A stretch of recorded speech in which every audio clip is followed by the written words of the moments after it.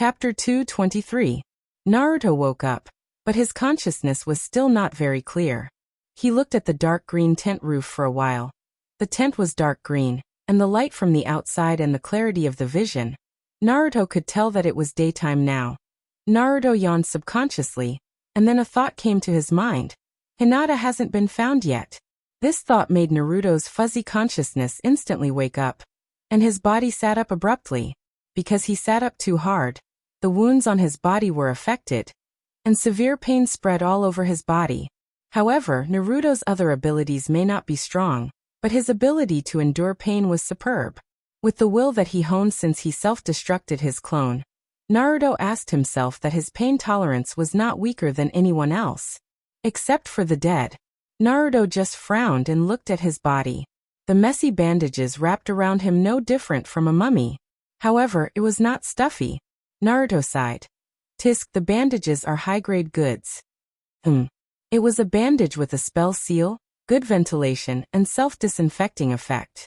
This was a secret wood leaf product, and the cost was high, and the process was complicated. Only special people were qualified to use it. Naruto had seen it when he was in the hospital. Now that he saw this kind of bandage finally used on himself, he felt a little proud. Of course, at this time, it was not about his treatment, but about Hinata. Finally awake? But the wounds on your body haven't healed yet. You'd better lie down quietly for a while. Also, don't use medical ninjutsu to heal this injury. Wait for it to heal itself. It was Tsunade's voice just behind him. Naruto turned his head foolishly, and behind him, Tsunade was lying on her side and looking at him. It was a little shocking, but it was not the first time that he was in the same tent with Tsunade, so it was not too shocking. The last time was to avoid Jiraiya. This time, Tsunade was most likely to take care of his injury. To be able to make Naruto be in the same tent as her, the treatment of wood leaf was definitely second only. How long have I been out? Naruto asked straightforwardly. He was now worried that if it was too long, Hinata would be taken away by a bear. A passing bear smelled the aroma of food. It climbed up the tree and peeled off the bark to find Hinata sleeping soundly. In order to confirm whether its prey was asleep or dead, the black bear lowered its head and kissed Hinata, waking her up with a start. The bear became Prince Charming, and from then on, he lived a happy life with Hinata. What kind of drama was this? Tsunade yawned, stretched her body and replied listlessly. Not much, I woke up after a day and a night. Since you're awake, I'll sleep for a while. As he spoke, he actually fell asleep. One day and one night after Tsunade woke up? So there's still some time before Tsunade wakes up? How long? Another day and night? 2 days and 2 nights. After such a long time, Hinata and the bear version of Prince Charming should have given birth to a bunch of bear babies, right? Baba. What kind of drama was this? Naruto didn't move anymore. Although he wasn't afraid of pain, violent movements would affect the normal healing of the wound. With both hands, he used the Shadow Clone Jutsu. Naruto established a spiritual link with the clone, and then controlled the clone to leave the tent. The first thing he saw was Hinata squatting outside, looking worried. Huh? Did Hinata come back by herself? Naruto saw Hinata, and Hinata also saw Naruto. After all, Hinata had been looking at the tent. Although she didn't always look at it with supercilious eyes, she would occasionally glance at it, and then squat at the corner to eavesdrop. However, after seeing Naruto's clone come out, Hinata, who was originally anxious, calmed down. She remembered what she said before. If Naruto seduced her, she would ignore Naruto. Therefore, the expression on her face instantly turned gloomy. She snorted and turned to leave. Hinata! Naruto's clone chased after her. Hinata turned around and used Soft Fist 8 trigrams palm, empty palm. Bang! Naruto's clone exploded. In the tent, Naruto was dumbfounded for a long time. Hinata was angry. This was the first time he saw her being as hot as a little chili. So cute, Naruto smiled slyly, and then used the Shadow Clone Jutsu again. He decided to look for Hinata again. Then he would use his silver tongue to make Hinata happy. However, 10 minutes later, Naruto found a problem. It was because Hinata had supercilious eyes. If Hinata didn't want him to find her, then he wouldn't be able to find her no matter what. This was because Hinata was able to see his movements and avoid them. His liver hurt. However, Naruto wasn't discouraged. He licked his lips. Do you think you can challenge me with supercilious eyes? You're too naive. Watch me set up a perception barrier to find you. Naruto's perception barrier covered a diameter of about 200 meters. Although it wasn't very large, as long as Hinata was still near the tent, he could still find her. Naruto wanted to take out a scroll from his chest, but he didn't find it. Wrapped in gauze like a mummy, his original clothes had long been taken off and placed somewhere. And so, Naruto began to control his clone to search. His own clothes, there weren't any in Tsunade's tent. His clone went out and walked to the tents on the side. The standard tents were all the same. Except for Naruto's tent, there were 3 more. Naruto chose one and walked in. He saw a person who was also wrapped like a mummy. That person was also looking at him. That person's gaze was a bit familiar. Naruto's gaze moved to the ground beside him. There were 100 pitch-black swords standing on the ground. The words, White Fang, were written crookedly on the hilt. That was Gunny's authentic handwriting. Then the identity of the person on the bed was self-evident. It was Hataki, Kakashi. Naruto then remembered that Kakashi was poisoned by Aburame's poisonous insect. Naruto's clone raised a finger and waved it in front of Kakashi's eyes. Kakashi's eyes moved subconsciously. Naruto was surprised. He's still alive. It seems that the poisonous insect that Aburame used to take the root of is not that good. Naruto was a straightforward person. He actually said that in front of Kakashi. Kakashi's mood could be imagined. However, even his mouth was wrapped, and he couldn't speak at this time. The ninja next to him wearing an umbu mask said, "The poisonous insect that Aburame used to take the root of is still very strong. If she didn't extract the poisonous insect from Kakashi's body before she died, Kakashi-sama would be dead by now." The voice was a bit familiar, and the mask on the person's face was also a bit familiar. It was a white monkey mask with yellow stripes. Naruto asked with uncertainty, "Are you that monkey?" "Which one?" "One of the 3 ninjas who kidnapped him from his home. One of the 3 who was later taught a lesson by Naruto's fart candy. He even took him as a follower and served him tea for several days."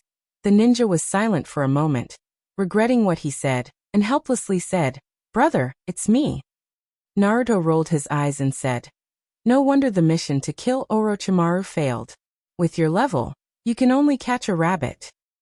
The other 2 guys are also here?" Monkey's body stiffened and he nodded. He thought that the main reason why he was defeated by Naruto was that he had diarrhea for a day, and his body was weak to the limit. However, he already knew that Danzo was killed by Naruto. When Tsunade was not awake, they investigated the scene. The sword mark on Danzo's body was caused by Naruto's sword. It seems that they are indeed not Naruto's opponent. Since Aburame used the root to take the poisonous insect, why is Kakashi-sensei still in such a weak state? Monkey replied, "It was destroyed by the explosion." Although chakra protected her body in time, due to the high temperature of the explosion, it was almost fried when she found it. Naruto, shut up. This seems to be his doing. Chapter 224. After greeting Kakashi, Naruto went to the tent next to him. This time, it's spring and summer? Well, they're here as well. To be honest, Naruto was very touched. As for why they didn't make a move, it must be because they were shocked by his heroic appearance and believed that he could solve it by himself. Naruto's narcissistic disease was getting worse. Spring and summer were obedient girls in front of Naruto. They would do whatever he said without talking back. Generally, it was Naruto who made the request and they would complete it perfectly. Therefore, the conversation between Naruto and Spring and Summer was unusually harmonious. This made Hinata, who was secretly observing with Byakugan, feel more and more that there was definitely something wrong with Spring and Summer. She must tell Naruto their true colors. Under Byakugan vision, Hinata could clearly see that Spring and Summer's expressions were just expressions made by their muscles. They weren't real emotions at all. Because a person's emotional changes weren't only based on their facial expressions, but also the rhythm of their heartbeat, the speed of their blood flow, the relaxation of their pores, and so on. They could even affect Chakra's state. But Hinata didn't feel any of these on these 2 girls. Their breathing was so quiet that it was as if they were still. Their heartbeats were the same from beginning to end. Whether they were smiling or acting coquettishly, there was no change, and there was no other expression. It was as if their pores didn't even move. Chakra didn't fluctuate at all. Scary. And such a person was still talking and laughing with Naruto. Hinata felt cold all over. She only took a few glances at the tent, and it made her feel suffocated. Inside the tent, Naruto said, "Since you're here, then my things should be kept by you, right?" Summer nodded obediently, and then activated the storage equipment in her hand. A Zuchi sword, 2 storage gloves, a pile of scrolls, and a broken bag, the chakra armor that he brought from the snow country. Seeing that armor, Naruto's liver hurt. After using it once, it was scrapped. When he went back, he would research another one himself. Xia pouted. "It's all here. The clothes were destroyed, so I threw them away." Naruto was relieved when he saw 2 of the scrolls. One of them contained Danzo's right hand, and the other contained Shirsue's Sharingan. He couldn't let Tsunade know about this. There was also a black scroll that recorded the insights of the Edo Tensei. And Medicine Master Do's corpse. Naruto thanked them sincerely. "Fortunately, you guys are here." As he spoke, he took out a blank scroll from inside, as well as the brush and ink used to write the glyph array. "I'll leave the rest in your hands. Keep them safe." Xiao Yinlian nodded. Yes, Xiao will definitely protect Master's assets with his life. At the same time, Naruto established a mental link with Xiao and said, "Before you put these things away, no one else came into contact with them, right?" Xiao cooperated with Naruto and established a mental link with him. Apart from Master's sword, no one else came into contact with them. The ones who came into contact with the sword were the ninjas of the wood leaf umbu. Does Master want to kill them? Naruto was surprised. In the past, would Xiao Yinlian want to eat dessert? Today she asked him if he wanted to kill them. Could it be that he developed a new attribute for the sisters? But since they only came into contact with the sword, there was no need to kill them. Naruto replied, "No need. It's fine as long as they didn't come into contact with the other scrolls." Cutting off the spiritual link, Naruto picked up the brush, dipped it in a special ink, and began to write on the scroll. This was a small perception barrier. He wanted to use this method to find Hinata. After the perception barrier's glyph array was drawn, the hand seals were activated. Naruto's mental power successfully established a connection with the glyph array. Then, with Naruto as the center, a 200-meter diameter circle spread out. Success. Naruto looked at the situation in the other 2 tents. One of them had 2 ninjas wrapped up like mummies. There was also Yamato, who was taking care of the 2 mummies. The other one was Gunny and the others. Tsunade's tent had a glyph array that blocked perception. Hinata was not within the range of perception. Where did that girl run off to? Naruto felt his liver hurt even more. He made up his mind that when he returned next time, he would definitely research an even more powerful perception barrier. Otherwise, it would be hilarious if that girl hid whenever she got angry. But, even more powerful would require a stricter foundation. At the very least, scrolls wouldn't do. There was also a large number of chakra. He didn't lack a large number of chakra. As he pondered, Naruto stopped using the technique and rolled up the scroll. Then, according to the information he received from the perception barrier, he walked into Gunny's tent. Although Gunny didn't die heroically, he still had to thank him. He walked into Gunny's tent. Little Gunny was playing with Rascal and Big Fatty. Big Gunny was watching Little Gunny play. Gunny was sitting in a wheelchair as usual. Naruto suddenly thought of a way to thank Gunny. "Gunny, didn't you say that I would upgrade your wheelchair last time?" Gunny's eyes lit up when he heard this, and he said in a sweet voice, "Master, you're the best."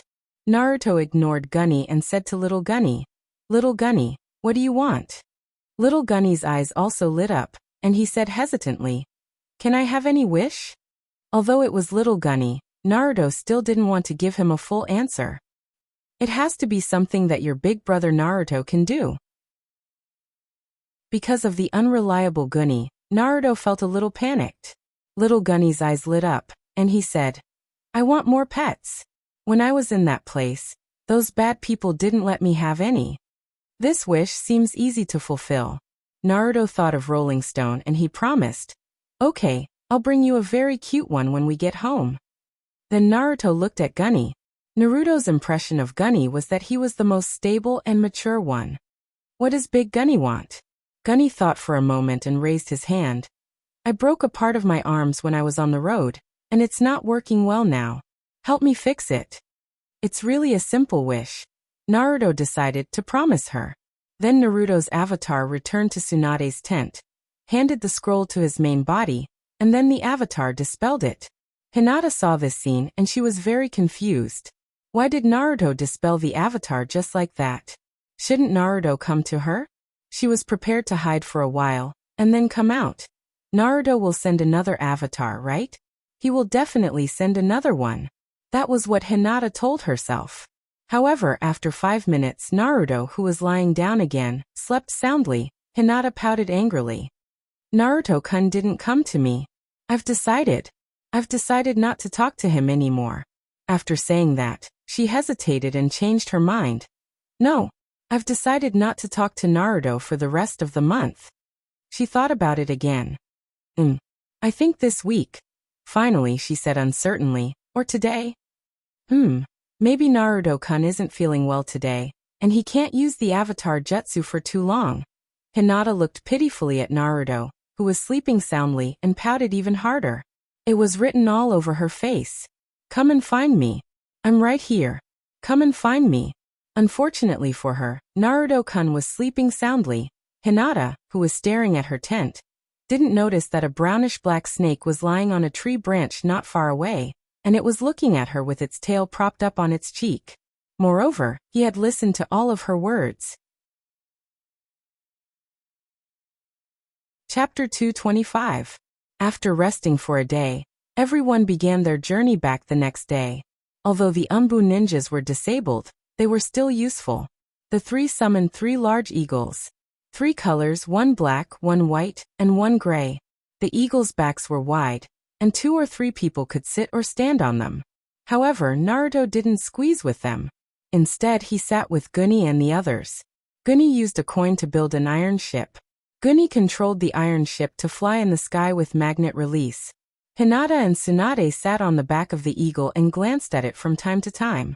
At the same time, Tsunade also glanced at it. But unlike Hinata, Tsunade looked at Gunny, and little Gunny. Tsunade knew that these 3 came from the sanatorium, but she didn't know anything about their past. She couldn't find a match among the registered ninjas. Originally, she didn't care, but this time, the strength they showed shocked her. There were also the 2 Kekkei Genkai, the little girl's steel release that could change metal, and the other girl's magnet release that could make the iron ship float. Steel release appeared in Iwagakure, and magnet release appeared in Sanin. Tsunade wasn't sure if these 2 girls had anything to do with those 2 villages. There was also another girl who had been sitting in a wheelchair. Tsunade remembered that she was the one who gave Danzo the final fatal blow. At that time, Danzo's body suddenly became red, and his head directly exploded. If she guessed correctly, it should be boiling release. The 3 girls had 3 Kekkei Genkai. Even if they were disabled, they shouldn't be disabled. So why did they stay in Woodleaf? There were also the other 2 girls on the metal ship. She didn't know the identity of the twins with short pink hair and short blue hair. As Naruto, Tsunade felt that she was a little negligent. Thinking of this, Tsunade couldn't help but think of Jiraiya, who was investigating their identities. Now that more than a month had passed, she didn't know if he found out. If they found out, hopefully, they weren't spies from other villages. If they were, then seeing that they had helped Naruto, they could let bygones be bygones. However, they have to be dismissed as soon as possible. After all, ninjas from other villages living in the village are a great security risk. Tsunade's mood was very complicated. Similarly, Naruto's feelings were also very complicated. Before leaving, Naruto quietly rummaged through Kabuto's body. On Kabuto's body, he found the ashes that sealed Kato and Rope Tree. This was good news, but how could he give it to Tsunade? At the same time, Naruto was also hesitant about the idea of resurrecting Tsunade. Naruto understood Tsunade's thoughts. If the person he liked also died, Naruto would definitely not hesitate to use Edo Tensei directly, and then think about how to truly resurrect her. After all, there was a way to truly resurrect people in this world. But, on the other hand, Naruto didn't want Tsunade to resurrect Seiya. Compared to Seiya, Naruto wanted Tsunade and Jiraiya to be together. Otherwise, that guy Jiraiya was too pitiful. Everyone landed in a nearby town and decided to buy some horses to continue their journey. Just as Yamato and Monkey went to buy a carriage, Tsunade came over. "I came to see how your wound is healing." She didn't use the divine palm technique. Instead, she pulled open a layer of bandage and saw that Naruto had scabbed, and several pieces of skin had even begun to fall off. The wound that took ordinary people more than half a month to heal took only 3 days for Naruto. His body's recovery ability couldn't be better. She couldn't help but exclaim, "Although I knew that your recovery ability was abnormal before, I still feel that it's a bit too abnormal after seeing it again." Naruto said cheekily, "Are you praising me?" Tsunade was speechless. "You want to be proud of this? What's there to be proud of? You're asking for a beating." Then she said, "Although the superficial flesh wounds have healed, the real injury this time is the cells themselves. Ninetales Chakra 5th Gear Monster Strength is equivalent to a normal Chakra 7th Gear Monster Strength, or even 8th Gear Monster Strength. It's a great burden on the body. You're also a medical ninja, so you should know that the number of cell divisions is limited, so I forbid you to use Ninetales Chakra Monster Strength." Naruto rolled his eyes, raised his hand, and measured a number. The 7th time.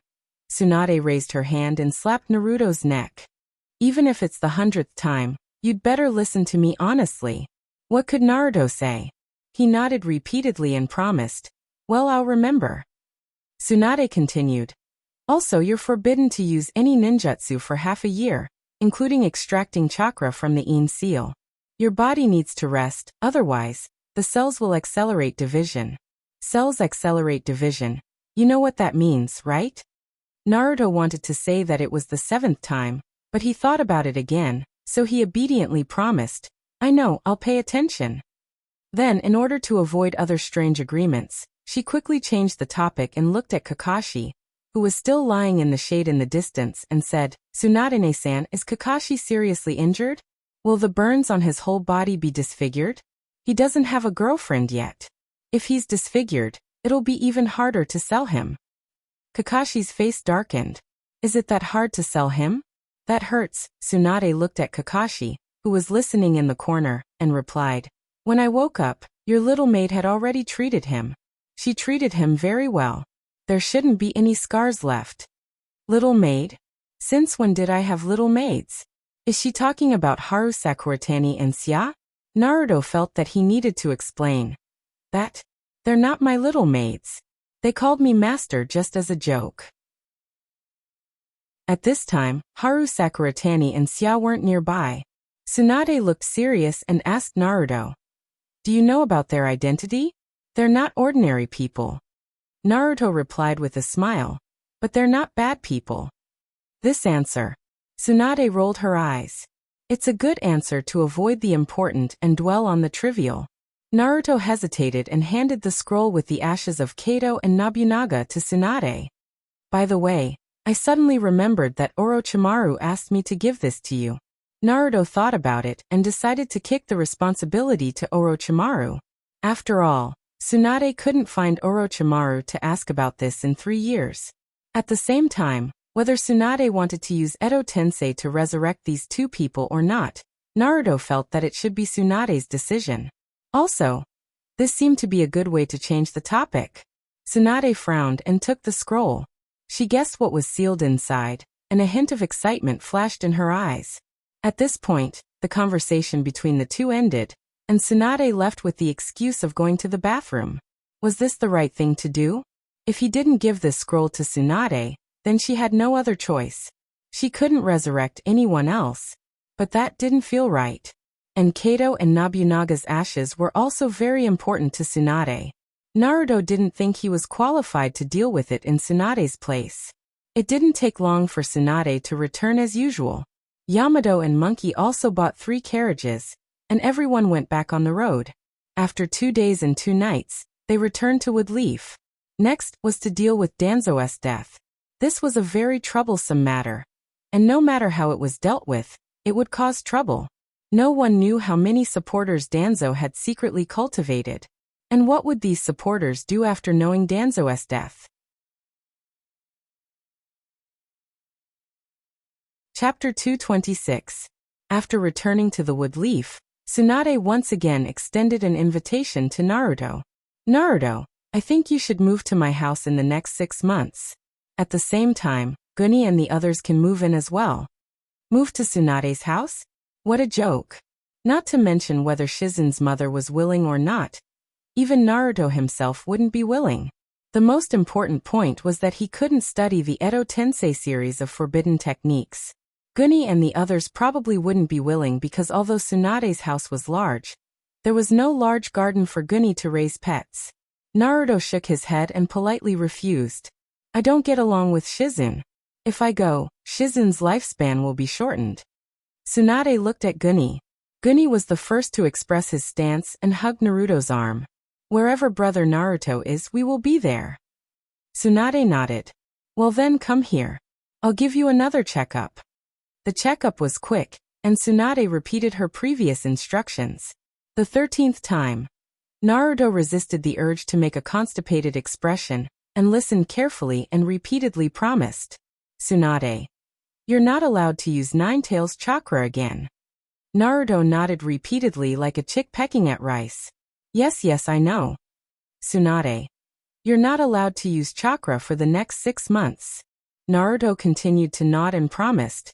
I promise not to use it. I swear on my honor. Tsunade looked at Naruto seriously. I'm still worried. How about this, you lie down? Then Tsunade took out a scroll and covered the celebrity's body. Naruto felt that something was wrong. He said weakly, Tsunade-san, you're going to. A drop of blood dripped on the scroll, and the seal on the scroll twisted. Tsunade smiled and said, I think it's safer to seal your chakra. Seal chakra? Do you have to be so ruthless? If he sealed chakra, how could he research the Edo Tensei? Also, Naruto didn't know what kind of attributes Sasuke had fused with. After all, Sasuke had both fire and lightning attributes of chakra. He had originally planned to test it with chakra when he returned because if he asked Nine-Tails, Nine-Tails would definitely take the opportunity to ask for dessert. Therefore, Naruto tried his best not to ask Nine-Tails if he could do it himself. As for Medicine Master's pocket and Danzo's souls, Naruto wasn't curious. After all, after fusing with Naruto's soul, Medicine Master's pocket's soul had been strengthened. It was obvious that he already had an attribute. According to Naruto's deductions, Medicine Master's pocket was most likely of the yang attribute, while Danzo was of the wind attribute. Tsunade-san, please don't seal chakra. What if there are some special circumstances? Tsunade said seriously. That's why I let you live in my house. Naruto rolled his eyes. He couldn't get out of this circle. In the end, it was still sealed. Naruto's small face was dark, full of resentment. Tsunade-san, your seal is not strong enough. If it accidentally breaks, don't blame me. Tsunade narrowed her eyes and smiled. Don't worry. Tsunade raised her hand and shook a circular seal on her hand. A part of the structure of this seal is imprinted on my hand. You will never be able to break it. Naruto's face was even darker. That's ruthless. This encryption method was the same principle as the key left behind by 4th generation Naruto. Naruto tried to extract chakra, but there was no response. He tried to contact Nine-Tails, but there was no response. That's sad. What kind of attributes did Sasuke fuse with? He would die if he held it in for half a year. Naruto suddenly thought of another thing and smiled. Tsunade-san, your hemophobia. When are you going to treat it? Naruto's smile was very pure, the kind full of happiness. Since we can't communicate, let's hurt each other.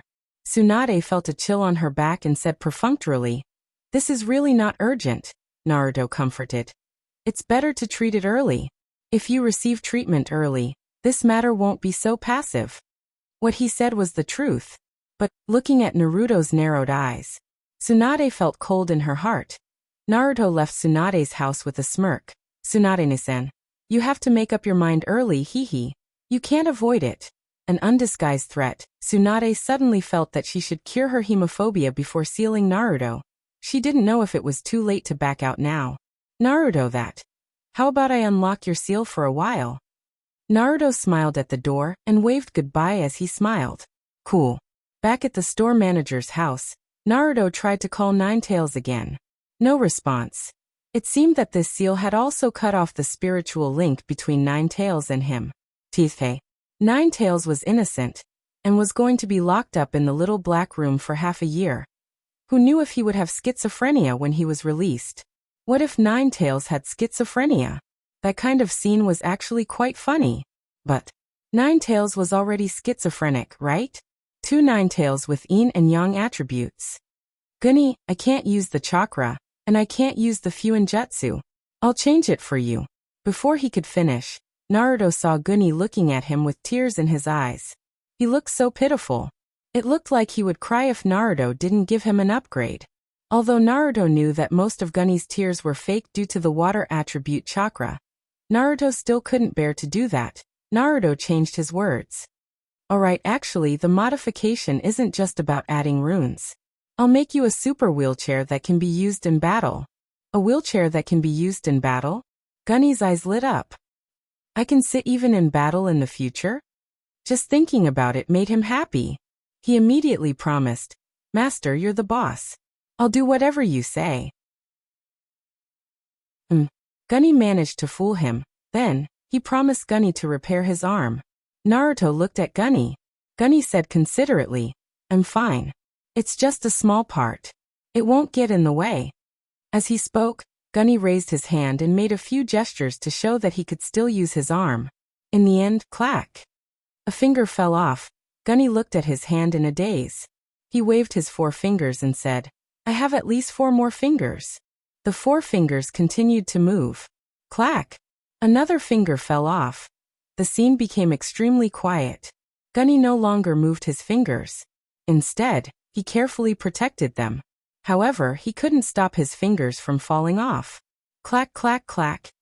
In the end, all that was left was a middle finger. Naruto felt particularly mocked. Don't worry. I'll find a way to overcome the difficulty of not having chakra. Naruto looked at Gunny. Gunny felt that the atmosphere wasn't right. He shut his mouth in fear and didn't say anything. Naruto rubbed Gunny's little head. Let's go. I'll take you to steal a pet now. Steal a pet? Yep. Naruto decided to go to exam room 44 and steal Rolling Stone. In any case, the confused mother bear didn't even know if she had one more or one less child. At the same time, Jiraiya, who was collecting information in the land of Earth, received news of Danzo's death. Danzo failed to murder Naruto and was killed by 5th Naruto. Chakra on Jiraiya's body suddenly went berserk. Although it was only a short line of words, the danger in it was as chilling as a sword to the throat. Jiraiya's face was unusually cold. He gritted his teeth, and the muscles on his face bulged. He gritted his teeth and spat out 2 words. You're courting death. Chapter 227. No one in Woodleaf knew that Naruto had killed Danzo except for the people involved. Because on the way back, Tsunade had unified everyone's statements. She was the one who killed Danzo. Of course, she did this to protect Naruto. Naruto originally had some opinions about this, saying that he wasn't afraid. If Danzo's supporters found him, he would fight back. However, after chakra was sealed, he didn't have any opinions. However, this didn't mean that Naruto would submit to Tsunade's power. Although his chakra was sealed, Naruto came up with a new way to use chakra. That way, he could control other people's bodies through a deep spiritual connection. A deep spiritual connection required a very high level of trust. Fortunately, Naruto didn't lack such people around him. Big Gunny, Gunny, Little Gunny, and Haru were all willing to establish a deep spiritual connection with Naruto. And so Naruto successfully upgraded Gunny's wheelchair by controlling her body. However, Gunny said that Naruto promised to make her a wheelchair that could be used in battle. Naruto felt his liver hurt. As for Big Gunny's broken arm, it was troublesome. Naruto had to find a medical ninja to remove the prosthetic arm and put it back on because the chakra was connected to it. Of course, the candidate was Hana Fujita. At the same time, when Naruto asked Hana Fujita for help, he learned that Kakashi actually confessed to Hana Fujita because of his injury. Hana Fujita was currently considering it. In the hospital, Hana Fujita connected Big Gunny's repaired prosthetic arm with the chakra again. Chakra wasn't the only prosthetic arm. Big Gunny, for example, had a brace on her shoulder, which was used to physically fix the prosthetic arm. Chakra only connected the meridians to the prosthetic arm. At the same time, the talisman seal assisted the chakra's flow. This was the general situation of artificial limbs at this stage. It's been installed. Naruto, have you been researching new things recently? Why don't I stay at your place for a while? Don't worry, I'll bring my own food expenses. Food expenses? What kind of joke was that? Oh. Now that he thought about it, the last time Gurney and the others came to the store manager's house, Naruto said that he wouldn't accept anyone else. At that time he seemed to have mentioned food expenses. Naruto waved his hand. How could I possibly charge you for food? Hua Yufeng said happily. So that means you agree? Naruto looked at Haniwa with a smile. In the past, when Naruto was researching new things, Haniwa was very interested, but she wasn't interested in learning the Great Tao by Naruto's side.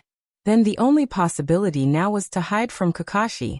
Haniwa-sensei, although I don't like Kakashi, since he always uses force on me, but Kakashi is still a good choice. Hanayu's face flushed red when Naruto saw through her. It was rare for her to act like a girl. Tsunade also said the same thing.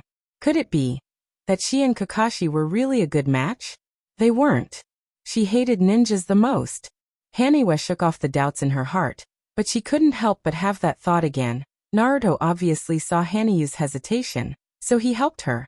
Haniwa-sensei, let me ask you, Kakashi is not bad-looking, right? Although he has a long scar on his face, he's not ugly, right? Haniwa thought for a moment and nodded. I think he's okay. I don't have any special requirements for appearance. A woman who doesn't have any requirements for appearance? What a good woman. Naruto remembered someone saying that 85% of women were visual creatures, 14% were forced to submit due to circumstances, and the last 1% was true love. It was even rarer than a panda. Kakashi and Haniwa-sensei were indeed a good match. Naruto continued. Kakashi also has a huge advantage. Do you want to hear it, Haniwa-sensei? I guarantee that you'll laugh after hearing it. If you laugh, it means that you agree, and it means that they're really a good match. Hanayu's curiosity was piqued and she asked, what is it? Naruto chuckled. He's stupid and has too much money. His parents died. Pfft. Haniwa laughed. Big Gunny wanted to laugh, but he held it in. Naruto secretly gave Big Gunny a thumbs up. Then he left with Big Gunny. Think about it carefully, Haniwa-sensei. I'll be leaving first. After leaving the hospital, Big Gunny looked at Naruto in surprise. I didn't expect you to be a matchmaker. Naruto said proudly, with my IQ and EQ, there's nothing I can't do. Big Gunny replied casually. You can't get pregnant. You can't have children. Naruto's little face darkened, and he admitted defeat. That's really. I can't do it, but I can make others pregnant. Then he became proud again. This time it was Big Gunny's turn to be shocked. The two returned to the store manager's house, and Naruto fiddled with the new prosthetic limbs. This was what he would do next. He would continue to optimize the combat prosthetic limbs, and then experiment. After the experiment passed, he would upgrade the prosthetic limbs of Big Gunny and the other two. It would be considered a true repayment for the three of them. But before that, he still needed to find an excellent medical ninja. Haniwa Kazama was originally a very good candidate, but Kakashi's relationship development was at a critical moment, so she could only be eliminated. Then, Tsunade. It would definitely be cool to have Naruto as his assistant, and Naruto believed that Tsunade would agree. But because of Danzo's death, Tsunade had a lot of things to do recently, so it was better not to add to the trouble. Then, mute. Naruto shook his head, and finally thought of a good candidate. His junior apprentice sister Sakura Haruno. He wondered how she was doing with the hammer recently. If it was good, Sakura Haruno could also help him forge some parts or something. As he thought about it, Naruto thought of another thing. Since he could use sealing techniques by controlling other people's bodies, then, could he use other people's bodies to use Edo Tensei? Naruto's gaze turned to the girls in the house. Little Gunny was hugging Rolling Stone, and she liked it very much. Little Gunny wasn't suitable, after all. Edo Tensei was a bit evil, and Little Gunny was still young. Big Gunny was mature and steady, but his arms were prosthetic so he couldn't form hand seals. Gunny. This girl was a bit jumpy, so her mental endurance should be off the charts. It seemed feasible. As for Haru Sakuratani and Natsuya Sakuragi, it was impossible for them to stay by his side all the time. So although he trusted them, the fewer people who knew about Edo Tensei, the better. Thinking of Edo Tensei, he thought of Kato and Nuki, and he didn't know what Tsunade's choice would be.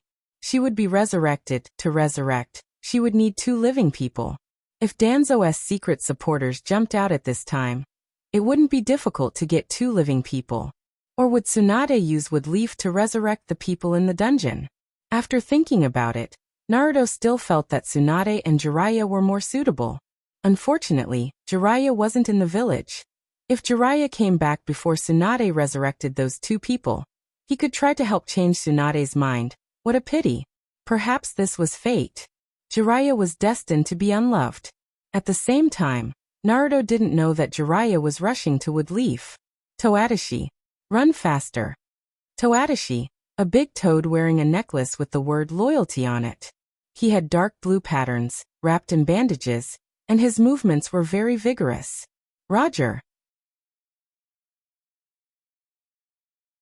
Chapter 228. Sakura Haruno was summoned to the store manager's house by Naruto. Naruto, as her senior apprentice brother, began to question his junior apprentice sister. Have you been practicing blacksmithing recently? Haruno Sakura answered honestly, I'm doing it every day. So hardworking? That's great, I'll have another free laborer in the future. Then have you been studying sealing techniques? Sakura Haruno made a sad face. You're not asking me to memorize the incantation dictionary, are you? I really can't memorize that. Naruto said kindly. I won't ask you something so difficult, but the incantation dictionary is really useful. Memorizing it will definitely benefit you a lot. Sakura Haruno's mouth twitched. Because of memorizing the dictionary, she went to the sealing class and asked a senpai about how to memorize the incantation dictionary. As a result, she was treated as an idiot. Then have you improved in medical ninjutsu? Can you use the chakra scalpel? And the chakra line? Sakura Haruno shook her head like a rattle drum. She also asked many people about medical ninjutsu, and many people were amazed by her rapid improvement. Of course, Hwayue-sensei was an exception. Hwayue-sensei and Naruto had been together for too long, and her values had already collapsed. Then your improvement in the past few days is very little. Naruto shook his head in dissatisfaction. Sakura Haruno felt terrible. Tsunade left the village for a week, and she studied by herself. What kind of improvement did she need? Naruto, you said that Tsunade-sensei wanted me to come here. Then why did Tsunade-sensei ask me to come here? Sakura Haruno decided to take the initiative to change the topic from her learning progress. Otherwise, it would be too hurtful. Naruto slammed the table and said in surprise, That's a good question. Then he grinned. Tsunade-san has been very busy recently. I'm afraid that she won't have time to teach you in the next month or even a few months, so she specially asked me to teach you. Was this the truth? Tsunade was really busy. She was so busy that she didn't have time to teach Sakura Haruno.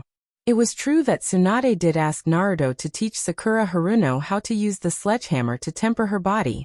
But, as for other things like medical ninjutsu and sealing techniques, Tsunade knew that if Naruto was willing to teach her, she would be willing to pass the responsibility to him.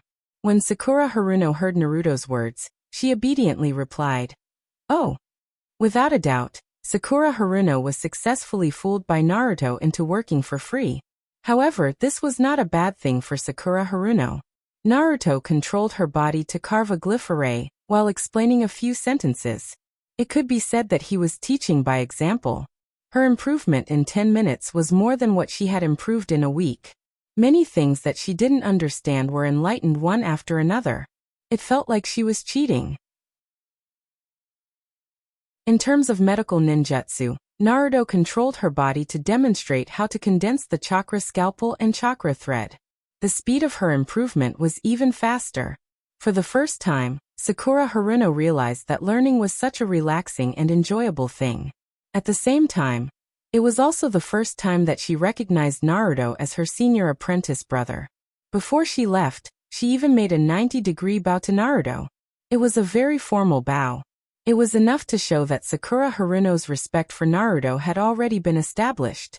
After Sakura Haruno left, Naruto looked at the group of people in the room who were having fun. Well, these people were also free labor. He couldn't waste them. Thus, he cleared his throat and asked, "Are you guys interested in learning sealing techniques? It's easy to learn through the mental link." Gurney was surprisingly enthusiastic and was the first to sign up. Me. Gurney was a little hesitant. "Can I learn it with one hand?" Naruto smiled. "Of course. Although some sealing techniques require the use of curses, it's the same without the use of curses."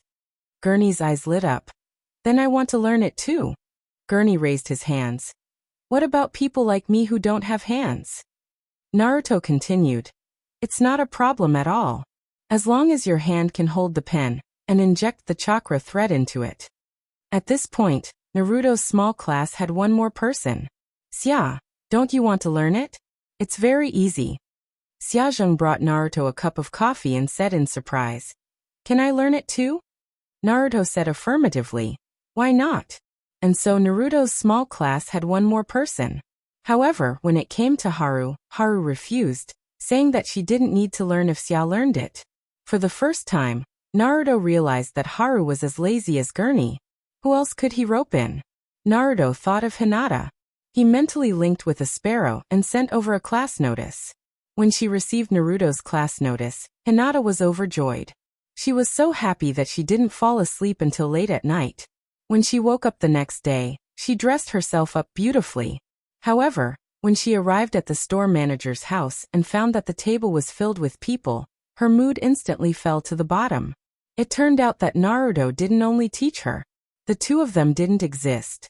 At the same time, Naruto's small class had another student, and that was Big Fatty.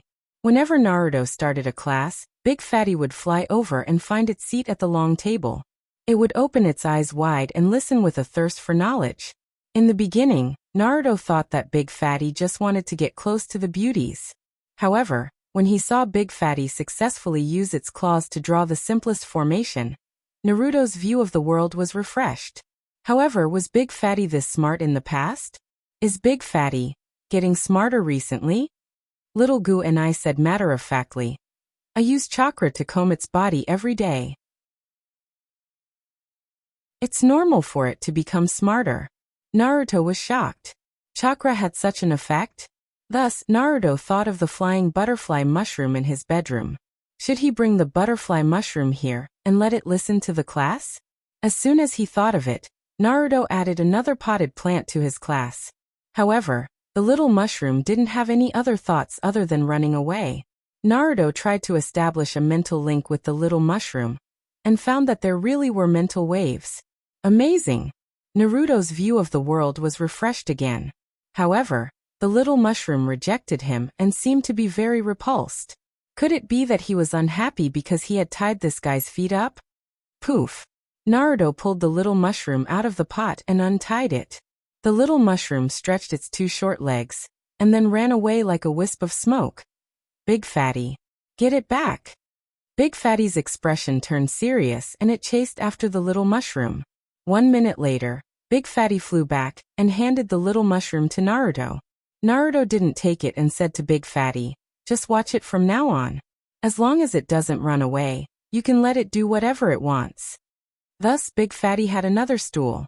Because the little mushroom would always run away during Naruto's class and disturb Big Fatty's study, Big Fatty poured out the soil in the pot and threw the mushroom into the pot. The little mushroom then sat down on the pot.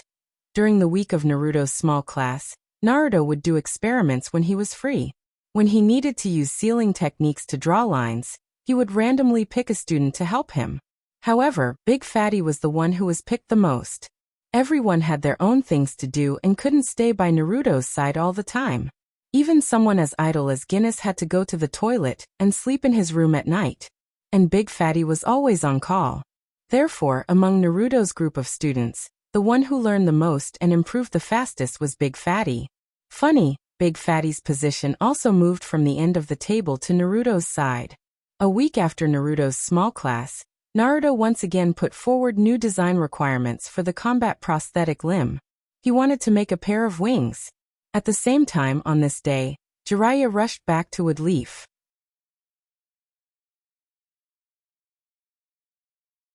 Chapter 229. Nightfall, Woodleaf Ninja Village, Naruto's office.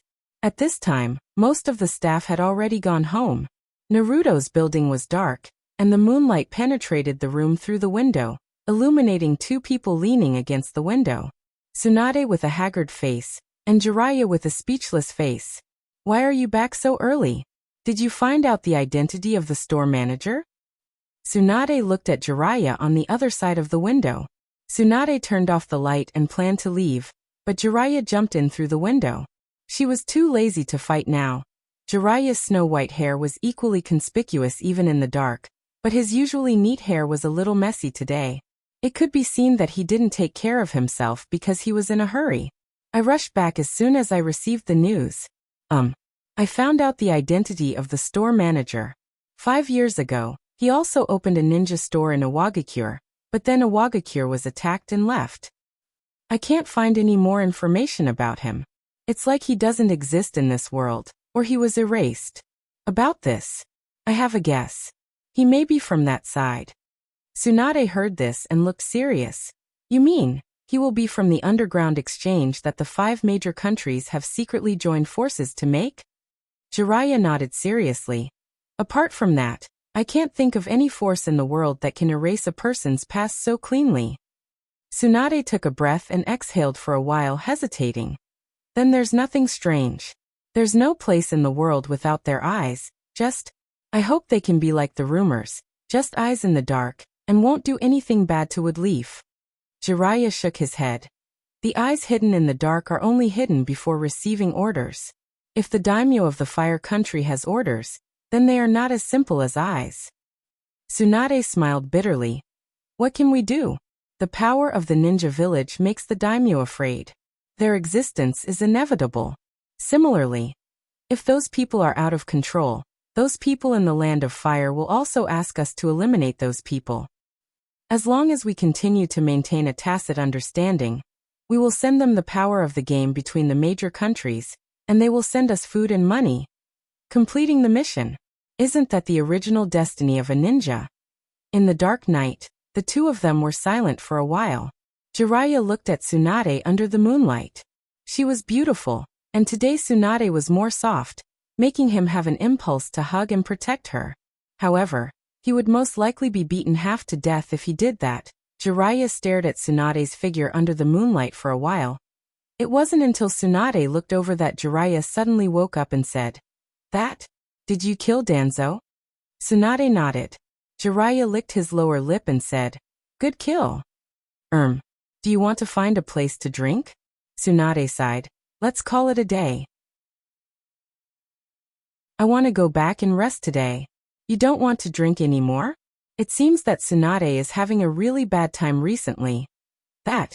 Is there anything I can help with? Tsunade thought for a while, pulled out 3 photos from the drawer and handed them to Jiraiya. These 3 people, check their identities. All 3 of them are disabled, but they have 3 Kekkei Genkai. They are obviously not disabled, but they stayed in the Woodleaf Sanatorium for many years. It's not normal. Jiraiya took the photos and his face gradually became serious. You said they have 3 Kekkei Genkai. Jiraiya carefully observed the photos under the moonlight, and finally took the photo of Guni without hands and said, Does this person have magnet-release Kekkei Genkai? Tsunade was stunned and said in surprise, You know her? Then you know her identity? Jiraiya frowned deeper, and took out another photo of Guni in a wheelchair. This person has boil release? Tsunade nodded seriously. Although I'm not sure, I guess it's boil release. Finally, Jiraiya picked up the photo of Guni and looked at it for a long time, and said to himself, "Then this is the steel-release Kekkei Genkai that can change metal." Tsunade nodded again. Jiraiya continued to look at the photo in disbelief. "Is this a photo of her now?" Tsunade came over. "What's the problem?" Jiraiya took a deep breath. "There's a big problem. She shouldn't be so young. These three people are triplets, so they should be the same age." Triplets? Tsunade was shocked, and she took the photo again to compare. Guni and Guni looked almost the same, but there was a big difference in temperament. Guni looked more like their younger sister when she was a child. Tsunade didn't dare to hold her breath. How is that possible? How can people become younger as they grow? Jiraiya opened his mouth, but in the end, he swallowed back the words he wanted to say. Finally, he said, "You don't have to investigate their matter, just report the news of them being in Konoha to the Land of Fire. I'm not sure if the store manager is a member of the underground trading house, but these three definitely are, but they should be dead already." Tsunade was still confused. Since they are from the underground exchange, shouldn't they pretend not to know? Why report to the Fire Country? Also, what do you mean by they should be dead? Jiraiya handed the photo to Tsunade. "I don't know the details. I was very young at that time, and Sensei was still very young. If anyone knows, it should be Sensei. Unfortunately, the old man is no longer around. But I know that the Fire Country issued an S-level mission to find these three girls. No matter if they are alive or dead, they will be rewarded with 50 million ryo. You can try to report it. Maybe the mission is still valid." Tsunade frowned deeply. "I just want to know if they are a threat to the Wood Leaf. If they are not a threat, let them continue to live in the Wood Leaf." Seeing Jiraiya looking at her, Tsunade replied, "They have a good relationship with Naruto. They also helped me kill Danzo." When she mentioned Naruto, Jiraiya was stunned, and his face became serious. Naruto also participated in the Danzo incident. Is he okay now? Tsunade put the photo back in the drawer. She hesitated a little and didn't know whether to tell him about Naruto. Jiraiya certainly wouldn't harm Naruto, so it didn't hurt to let him know, but she couldn't tell him that Danzo was killed by Naruto. Tsunade replied, "It's not too good, but it's not a big deal. When he used the secret technique I taught him, it accelerated the cell division. It's estimated that he lost 4 or 5 years of lifespan, but I have sealed his chakra. After a year and a half, he should be able to recover by 40 or 50%. Lost 4 or 5 years of life." Jiraiya's face was dark, and he regretted going outside to collect information about the store manager. If he was there, then this wouldn't have happened. Well, he would never let this happen. Chapter 230. The next day, Jiraiya went to find Naruto. He came to see Naruto. It was Xia who opened the door. "Excuse me, what can I do for you?" Xiaobin asked politely. Xiaobin was a little beauty with a peach-like face, big eyes and short blue hair, and a maid dress that made people's imagination run wild. Jiraiya liked beautiful women the most, but he liked hot women more. "I'm here to see Naruto." Xia turned sideways. "Then please come in." Coming into the house, Jiraiya glanced around, looking at the rich decoration, blinked his mouth, and sighed in his heart. "Naruto, this guy is living a good life. It's very different from the last time I saw him. Would you like tea or coffee?" Xia took Jiraiya to the living room. Today, Jiraiya came early, and many people were not awake yet. The living room, which used to be lively, was a little empty. Jiraiya smiled and said, "No need to trouble yourself. I just came to see Naruto." Xia politely said, "Master said that you are a very important person to him, so please don't be polite." Jiraiya was stunned. "The master you are talking about is..." Xia looked like she was real, and respectfully said, "It's Naruto-sama." This made Naruto, who was walking down the stairs, instantly feel that he was hundreds of levels higher. TSK, a man's face is 10,000 times more important than moral integrity. Naruto gave Xia a thumbs up. Jiraiya suddenly became excited. Naruto really said that I'm a very important person to him? A Naruto, who was walking down the stairs, paused. Did he say this sentence? Why does it sound so shameful? Should I run away first? Don't see him? What was even more shameful was that Xia said solemnly, "Yes, master said that you are very, very important to him. You are one of the few relatives." This sentence. Naruto blushed when he heard it. In order not to let Xia say something more shameful, Naruto cleared his throat. Ahem. Xia, go get a pot of sweet tea for Jiraiya-sama. Xia bowed respectfully to Naruto and said, "Yes, master." Sister Xia was still the most obedient. Naruto walked in front of Jiraiya, and Jiraiya praised him. "You see that I'm angry? Not bad, not bad." Naruto rolled his eyes and said, "Sister Tsunade was attacked by an assassin, and you rushed back in a hurry. Even if you use your butt to think, you should calm down." Then he crossed his legs and said, "Tell me, why are you looking for me? Don't even think about taking me in as a disciple. Now that even chakra has been sealed, I can't learn anything." Jiraiya looked up and down at Naruto and suddenly noticed something. "Naruto, why hasn't your hair grown out yet? Danzo gave you a haircut before he died? Or are you going to turn into a fireball like last time?" Naruto rolled his eyes and said resentfully, "If you don't mention hair, we can still have a good chat. Who is to blame? Is it because my fart candy is too powerful? Or is it because I want to die?" But this time, Naruto controlled Sakura Haruno to check his hair. The roots are intact, and it's only a matter of time before they grow out. Jiraiya smiled and said, "Then do you want to learn the lion's hair jutsu from me? I guarantee that you will soon have healthy and dazzling hair like mine." Naruto's mouth twitched and said, "You don't need chakra for your ninjutsu? I can think about it if you don't need chakra." Jiraiya blinked. Yes, little Naruto was sealed by Tsunade with chakra. Naruto was thinking about another thing. Now Tsunade shouldn't have time to resurrect Yamato Rope Tree, so he can still find a way to match Tsunade and Jiraiya. As the saying goes, do your best and leave the rest to fate. Once he had done his best, the result would have nothing to do with him.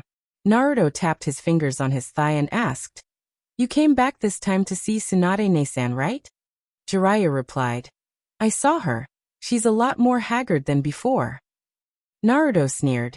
The two old guys in the Elder Council put pressure on Tsunade, saying that even if Danzo might be wrong, he should be captured alive to verify the evidence before executing him. Jiraiya frowned. He really didn't know about this. Tsunade didn't say anything. Naruto asked, "How did the Wood Leaf Elders choose?" Jiraiya was slightly stunned. How did the Elders choose? The two Elders of Wood Leaf were led by Night Aim. Wait, Naruto's words don't sound right. Jiraiya asked, "What do you want to do?" Naruto rolled his eyes and said, "What do you mean, what do I want to do? Can't it be what you want to do? The woman you like is being bullied, so you're just going to swallow it? By the way, the two elders are old enough. It's easy to get crazy when you're old." Jiraiya felt that Naruto's words made a bit of sense. But, the woman he likes. How did Naruto know that he likes Tsunade? Is it because of the photo in his wallet? At this time, Summer brought up the tea set and brewed sweet tea, and very skillfully poured tea for the two of them. Jiraiya sniffed it. It was very fragrant, and the smell was very seductive. When he was about to enjoy it, Naruto said something shocking again. "By the way, you haven't confessed to Tsunade yet, right?" Jiraiya was glad that he didn't drink the tea yet, otherwise he would have spat it out. He was a little embarrassed. Don't get involved in adult matters. Naruto sneered. "Tisk, Tsunade-ne-san will still be as beautiful as a flower even after 10 years. As for you, you're not an adult, but an old man. Hurry up and make a decision. Tsunade-ne-san needs help now." Jiraiya sighed in his heart. He wanted to help Tsunade, but how could he help? Was he going to purge the elders? There have always been people fighting for Naruto, but he's never seen anyone fighting for the elders. But since they made Tsunade unhappy, it seems to be a good idea to retire. Wait, was he led astray by Naruto? Naruto urged, "Why don't you give me a definite answer today? Do you like Tsunade-ne-san or not? If you like her, I'll help you. If you don't like her, I'll find someone else for Tsunade-ne-san. Don't cry when you find out that the groom is not you at the wedding." Jiraiya couldn't help but roll his eyes and said in disbelief, "Who can you find?" Naruto didn't speak, just looked at Jiraiya. Jiraiya rolled his eyes at Naruto and took a sip of tea. This tea is not bitter, it's a little sweet, not bad. He thought. Do you have any more of this tea? I'll bring some back to improve my taste. Naruto also took a sip. To be honest, he's been a little angry recently. One of the reasons was the matter of returning Kato and Nobunaga's ashes to Tsunade. I feel like I'm Jubeiji looking in the mirror. No, I'm much more handsome than Jubeiji. Tang Sung looking in the mirror? No hair inside or outside. What's with the lack of hair? At this moment, Gurney woke up and walked out in his wheelchair in his pajamas. He let out a long sigh that made one's imagination run wild. When he saw Jiraiya, he suddenly crossed his arms. There's a guest. Why didn't anyone tell me? I almost got exposed. Then he shouted. Remember to wear clothes when you go out. There's an old man coming. Naruto couldn't help but laugh. This reminded him of when he went to the girls' dormitory to fix their classmates' computers. The dormitory manager would always shout, "Girls upstairs and downstairs, pay attention. There's a boy coming in. Wear your clothes before going out." Funny.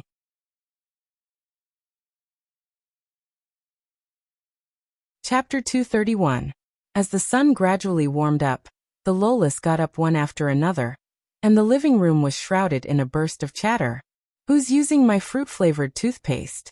I can't find my toothpaste. Little Gunny said. She soon found that no one was using her fruit-flavored toothpaste.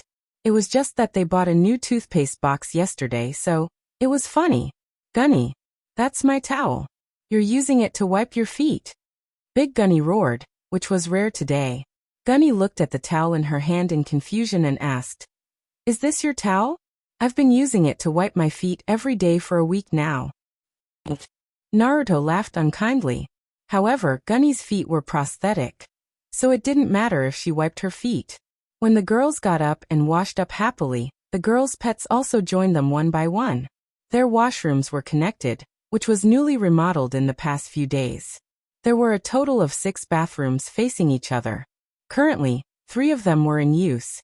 Dapami skillfully squeezed toothpaste with a toothbrush and brushed his teeth in front of the mirror. There was also a 5-meter-long string in his hand, and on the other side of the string was Shiitake butterfly, which was photosynthesizing under the sun. Shiitake butterfly, warm. Next to Dapami, Naughty Snake was more thorough. He used his tail to adjust the water temperature, then plugged the leak and took a comfortable bath. Does Snake need to adjust the water temperature? Naughty Snake has been acting weird lately. On the other side, Rolling, who had just joined in the past few days, was squeezing toothpaste with great effort. The foil sealing the toothpaste was not torn off, and under the force of the force, the foil broke and sprayed all over Dapami's body. Dapami raised his wings and touched his back. He felt a handful of toothpaste, stared at the smiling Tough, and then imitated Naughty Snake to take a bath. Rolling picked up the toothbrush, squeezed half of the toothpaste on himself, and began to brush his teeth. As for the long toothpaste on the ground, it was left for the people who saw it to clean it up, such as Xia and Little Gunny. The store manager's house suddenly became noisy. Jiraiya tasted the sweet tea and glanced at the girls. There was a bit of vigilance and a bit of curiosity in his eyes. However, he didn't say anything. After finishing the tea, he put down the teacup and said, "I think I should go." Naruto said politely, "Are you in such a hurry? You can stay for breakfast." Then Jiraiya sat down again. "Breakfast? Let's have breakfast then." Naruto. After breakfast, Hinata and Sakura Haruno actually came together. And so Naruto's class began. Before Jiraiya left, he was invited to listen. Unlike the 3 girls living in the store manager's house, Hinata and Sakura Haruno were a little nervous when they learned that Jiraiya, one of the Sannin, was also listening. On the contrary, Big Fatty's performance was as good as ever. Furthermore, he was the first to complete Naruto's mission. Using his body as the base, he drew the talisman array. He pressed his hand on the table, and a talisman line left his body and swam out with his mind. This was the move Naruto used to invade the barrier system. Because it was practical, it was popularized. Jiraiya looked at Dabi dumbfounded. Dabi didn't care about being one of the Sannin. He glanced at Jiraiya contemptuously. There was no doubt that he was proud of himself. In fact, he was indeed proud of himself. His learning speed was, to some extent, not much different from Naruto's self-study. The difference was that Naruto was self-studying, while Dabi had a teacher who could be called a textbook. After that, Naruto began to establish mental link tutoring one by one. When everyone was done, today's learning phase was over, and they entered the auxiliary research and development phase. In this phase, Naruto took the lead. Everyone cooperated, and Naruto would say a few words when they encountered knowledge points. But the main focus was the research and development of new combat prosthetics. There were a total of 3 projects. A pair of hands stuffed with a lot of sand gold was prepared for Dabi. A pair of legs that didn't have any special features so far was Dabi's. 1 hand and 1 foot were Dabi's. The first project was nearing the end and entering the practical stage, but there was still a problem that hadn't been solved yet. Because of the sand gold, the hands were too heavy. Leave half of the amount of sand gold. No, leave 1/10. The rest of the sand gold is stored in the storage rune. The arms were lighter, but there was no storage rune engraved on the arms. Naruto's solution was to add another pair of wings. Dabi said, "Wings are useless to me. I can control the sand gold to lift myself up and achieve the purpose of flight." Naruto shook his head and said, "No, not to mention that it's too slow. I'm going to divide the wings behind you into 2 functions. The first is defense. It's a defense that wraps around a single person."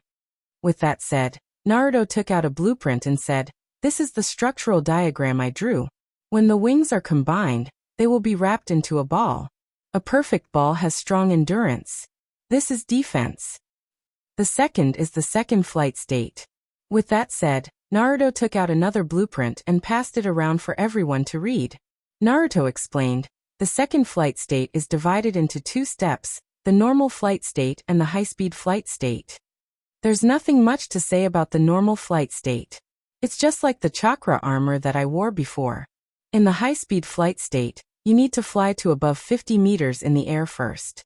Then the wings will solidify and fly using chakra's jet. This was actually the principle of a jet.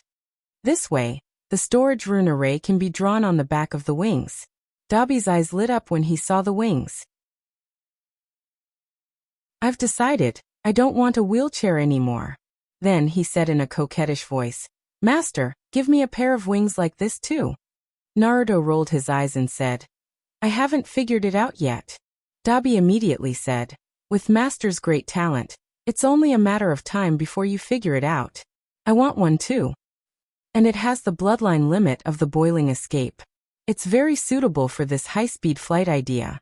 What he said was true. Naruto nodded and said, "Don't worry, there's no need to rush. There are still many unsolved problems with this idea. If I give it to you, your boiling escape will be very suitable. But at the same time, the calculation results show that the weight of this pair of wings will be no less than 1,000 kilograms. This weight can be ignored by Dabi's magnetic release, but it's a big problem for you." Dabi's face was filled with disappointment. "Ah. Then what should I do? I also want such a cool pair of wings first." Naruto waved his hand. "Your wings are designed to be light and portable." I haven't designed it yet. Let's do it one by one first." Naruto's idea was very novel to everyone. Of course, the most shocked one was Jiraiya. During the break, Jiraiya called Naruto out of the room alone. He said seriously, "Do you know what you're doing right now?"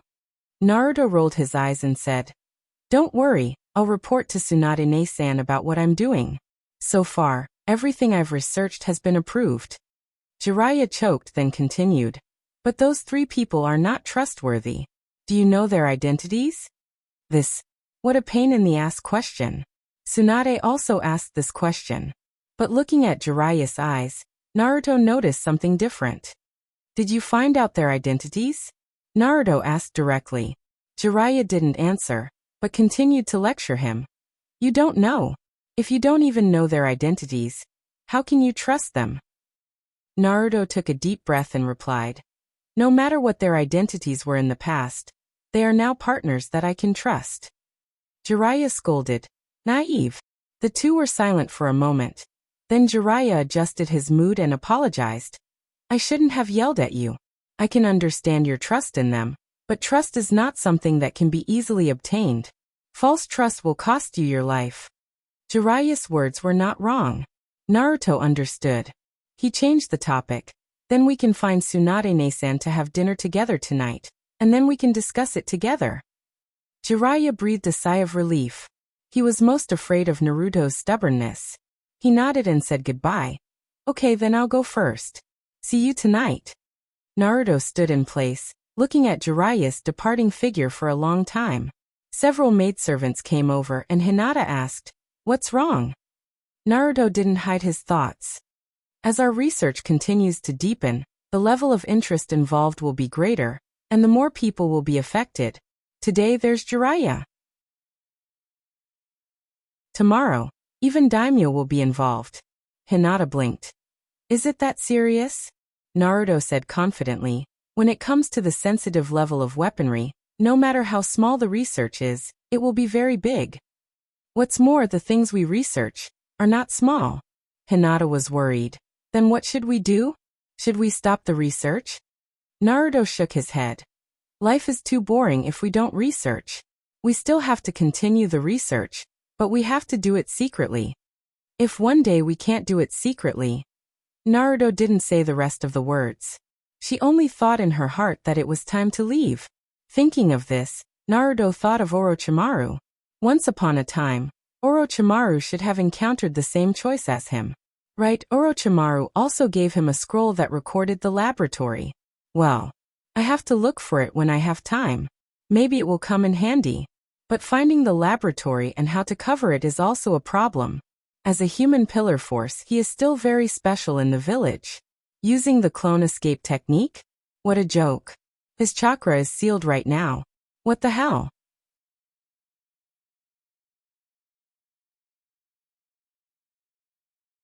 Chapter 232. That night, Naruto invited Tsunade and Jiraiya to eat barbecue. And then he drugged Jiraiya's drink. It's a kind of drug that makes people drunk by numbing part of the brain's nerves, thus achieving the effect of vomiting. Of course, it's just a weakened version. However, the effect of this drug will increase with the amount. In other words, if Naruto is not satisfied with the effect, he can add more. Jiraiya entered a state of drunkenness. Naruto ate the skewers and said to Tsunade mysteriously, "Tsunade-san, I'll tell you a secret. Jiraiya likes you." Tsunade was only slightly drunk. After all, the alcohol content of rice wine was really not high. If she wanted to get drunk, she would have to drink until the second half of the night. After listening to Naruto's words, she rolled her eyes and said, "Your sister is so beautiful, who doesn't like me?" Naruto was confused. This is not the plan. Yes, the effect of what he said would definitely not be great. The most important thing is that it is easy to be misunderstood as a joke. He said to Jiraiya, "Jiraiya-sama, it seems that Tsunade-san already knows that you have a crush on her." Jiraiya was confused and repeated Naruto's words. "Tsunade knows that I have a crush on her. Then why doesn't she agree? There are very few men as handsome as me in this world. There is actually someone more narcissistic than me in this world. TSK. But Ming Ran felt that his narcissism is called self-awareness. Jiraiya's narcissism can only be said to be shameless. Tsunade listened to Jiraiya's words and mocked him. Naruto listened to the conversation between the two and felt a headache. One was drunk and the other thought that the other was deliberately joking, so she was calm. Naruto thought about it and picked up the wine pot that was poured for Jiraiya and filled Tsunade's cup. Since the effect of one person is not good, two people is good. 5 minutes later, after Tsunade also dizzily entered the state, Naruto asked Tsunade, "Tsunade-san, if Jiraiya confesses to you, will you agree?" Tsunade rolled her eyes at Naruto like a sloth and said, "He likes me. Then why didn't he confess? How would I know if he didn't tell me?" "Ha. What kind of answer is this? It doesn't match up with my question, does it?" Naruto turned to Jiraiya and said, "Tsunade-san wants to hear your confession." Jiraiya stood up dizzily and turned over his body for a long time. Due to his slow movements, he was unable to find it even after a long time. "What are you looking for?" Jiraiya muttered to himself. "Bank book, where is my bank book? I saved a lot of money, just for, found it." So it's here. Jiraiya dizzily came to Tsunade's side and handed her the bank book with both hands. This is my bank book. I always liked you, but you were too fierce. I didn't dare to say it. So I have been saving money until I think you can't lose all the money. Then I will confess to you. Tsunade drunkenly took Jiraiya's bank book and counted. 1 0, 2 zeros, 3 zeros for 555. Naruto looked confused. Pfft. This weakened version of bleach doesn't seem to have the effect of reducing intelligence. After counting for a long time, Tsunade waved the bank book and said, This? Are you going to give it to me? Jiraiya nodded in a daze. Yes. I saved it for you. Tsunade took it and said with a satisfied face. If I don't bet all of it, I can lose many times. This conversation. Tired, did it work? Bullshit. Naruto felt that when Jiraiya woke up, he was afraid that Jiraiya would hunt him down. Once again, Jiraiya gave the two of them a full mountain. Naruto summoned Dabi through the spiritual link and said, Come here, it's your turn. Flutter. Dabi flew in from the window, and then Naruto controlled Dabi and pressed its claws on Tsunade's body. Rune lines stretched out from the claws and linked to the round curse seal on Tsunade's arm. That is the key to the seal on Naruto's body. Invade the curse seal. Start recording. The recording is complete. Then Dabi flew back. Naruto quietly took the bank book from Tsunade's hand, and then stuffed it back into Jiraiya's pocket. Well, let's call it a day. Go home and sleep. As for the two drunk big shots, they would just lie there for the night. Who knows, there might be some romance after they get drunk. Huh? It seems to be a good choice. So should I give them some of that drug? Break. Hurry up and break for me. If I give them that drug, I'll be dead. Naruto's eyes couldn't help but look at the bottle. Then he quickly shook his head and chose to leave as soon as possible. Otherwise, he's afraid that he can't control himself. Naruto left the tavern and said to the air, Big brother, I'm leaving. The safety of the two lords is in your hands. Don't screw up again. Then he left. After Naruto left, Monkey, Cat, and Dog appeared out of thin air and looked at each other. Monkey said with uncertainty, Did he really find us? It can't be, right? Wasn't he sealed chakra? Cat scratched his head. Maybe he's trying to blow us up. Dog. Even if he's trying to blow us up, how can he be sure that it's the three of us? Monkey smacked his lips and said, If you ask me, this guy is too evil. How else? The following matter has been sealed, and Monkey shut up in time. The three of them looked at each other and hid in the dark again. In the distance, a brownish-black snake rolled its eyes, and then went back to where it came from. After Naruto left, the drunk Tsunade suddenly opened her eyes and muttered to herself, This little guy is getting bolder and bolder. Even I want to light him up. When I used this drug, you weren't even born yet. Then she looked at Jiraiya with a strange smile on her face and teased, Do you like me? Jiraiya muttered to himself, Who are you? Tsunade replied, I'm the great beauty Tsunade. Jiraiya looked at Tsunade in a daze and repeated, Tsunade. Tsunade, like such big breasts, how can I not like? This pervert. Tsunade clenched her fist and was about to beat him up, but then she thought of another thing. She looked at Jiraiya's pocket with a smile and raised her hand to touch it. Then Jiraiya's bankbook fell into her hand. She opened it and counted. 1 0 2 3 4 5 6 7 8. 100 million. Seems like it's going to take me a long time to lose. Tsunade smiled and said, I'll accept your kindness first. Don't worry, when Naruto's casino opens, I'll win you 10 times. Then she stuffed the bankbook into her clothes and walked away with a smile. Before leaving, she commented, But you were drugged by Naruto, you're really bad. Then she said to herself, It's understandable. After all, the drug he used is not poison. If I didn't use it and found it in time, I might have been drugged too. Well, you're worthy of being my apprentice. As for stealing the key, forget it. I'll see how far your seal has progressed. After all, even if you have the key, the seal won't be so easy to open.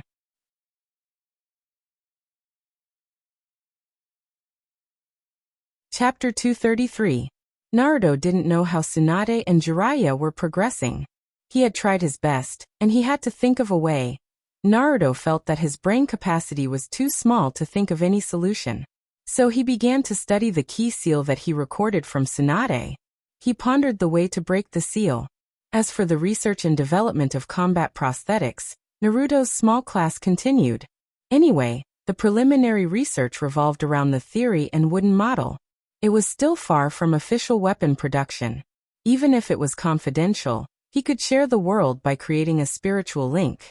A week later, Big Gunny's arms were produced. It was made entirely of alloy. Naruto wanted to add live steel in it, so that even if the arms were damaged, the parts could repair themselves. But he later gave up this idea. At least, he had to develop the torso to carry the wings. Because maybe he would need to make improvements in the future design. I think there is one thing that needs to be restudied. All the students looked over. Naruto continued. This version of the prosthesis is definitely not the final version. It will still be upgraded according to the needs in the future. If it is changed every time it is upgraded, not only will it be a waste of time, but it will also waste precious materials if it is used. So I think it is necessary to separate the prosthesis. The human arm has skin, flesh, and bone. I think we should also differentiate the components of the prosthetic limbs. For example, we should shape the bones. The bones are the torso and also the carrier of the weapon. After the model of the bones is shaped, the weapon mounted on it can be upgraded separately. Naruto's proposal once again made everyone's eyes light up, but then they encountered another problem. Hinata has been studying very seriously these days. She raised her hand and said, "But the parts of the prosthesis are stacked together. How to dismantle it? Isn't the space taken up by the separate bracket structure?" Naruto smiled and said, "There is bone marrow in the human bone. The previous structure of the bracket was omitted, because it was not used in the bone. If we can do something in the bone and engrave the curse seal in the bone, then the problem will be solved." Hinata blinked and asked, "Then how do you carve the runes inside the stent? The pen can't be inserted into the bracket." "I know, I have to take the bracket apart and hollow out the middle, right? Then, I'll cut it open from the middle and close it after I'm done. It can also be filled in." Hinata actually learned how to think. It was really rare. However, Big Fatty spoke. It flapped its wings and a gurgling sound came from its mouth. "Big Fatty, tell me." Everyone looked at Big Fatty. Big Fatty dipped his claws in ink and pressed them on the scroll. A talisman line extended from Big Fatty's hand. Moving around, he quickly drew out a simple array formation. Little Gunny said, "Big Fatty, this trick is useless. When your hand leaves the object, the spell formation will disappear." Big Fatty glanced at Little Gunny and raised its paw. The talisman lines retreated, but the incantation seal remained on the paper. Little Gunny and the others were dumbfounded. They exclaimed, "How is this possible?"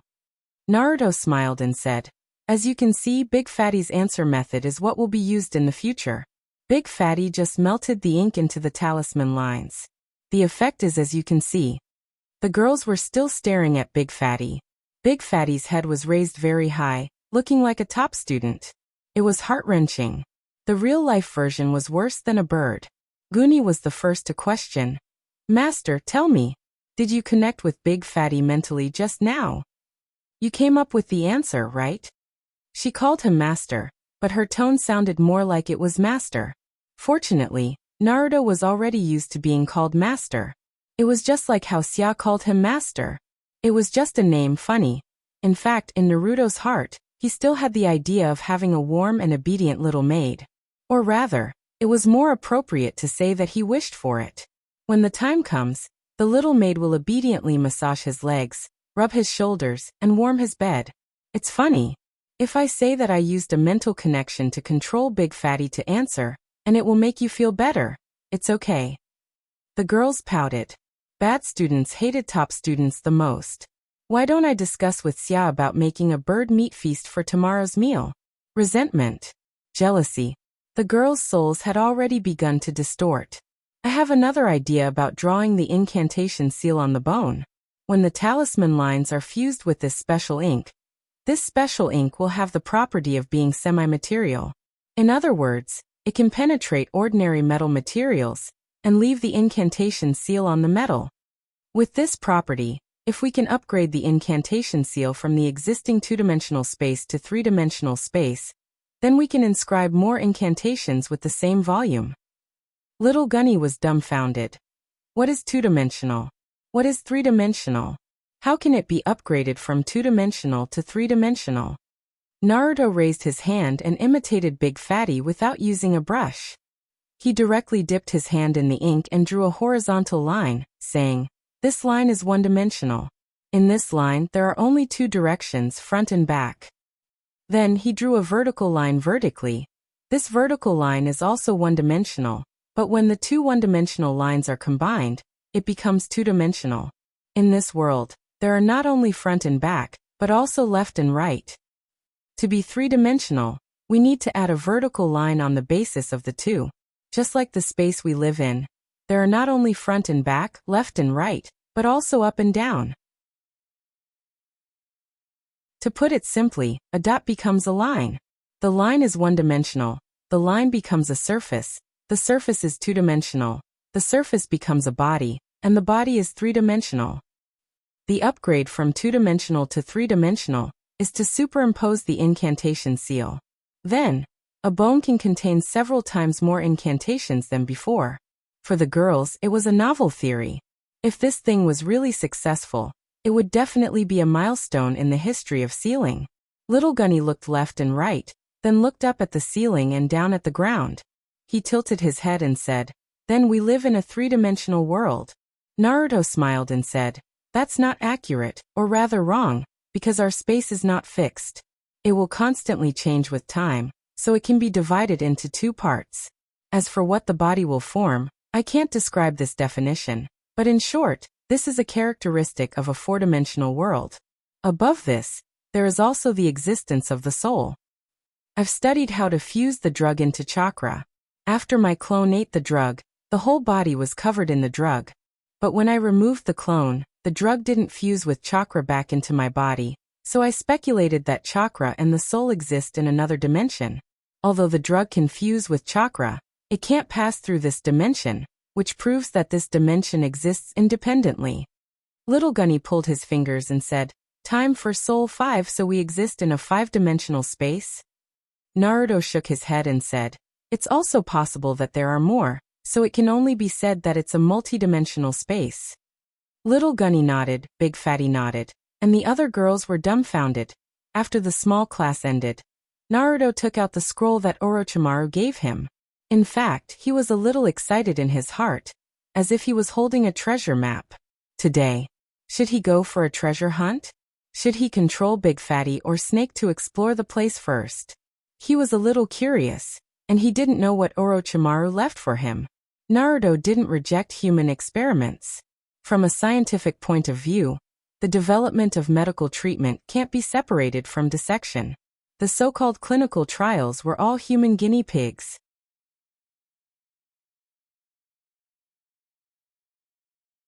Chapter 234. In the evening, Dabi flew to the outskirts of Konoha, followed by Naboo. In order not to be too conspicuous, Naruto didn't let Dabi fly with Snake. Therefore, Snake was a little tired from climbing. After a full hour of climbing, they finally reached the top. The map was marked as Orochimaru's Laboratory Number 9. Naruto took over Snake's body through the spiritual link and scanned the surroundings with thermal vision. He didn't find anyone following him. Then he took over Dabi's body. Dabi jumped down from the branch and pressed its paw on Snake's body. Snake's perception enchantment was triggered. Naruto's spiritual power and perception enchantment were linked together. This time, the surrounding scene became clearer. There was no one within a radius of 500 meters. At this point, Naruto began to approach the entrance of Orochimaru's laboratory. 1 kilometer away from where Naruto was, a hole? Could it be that he found the wrong location? Naruto verified the description of the location on the map one by one.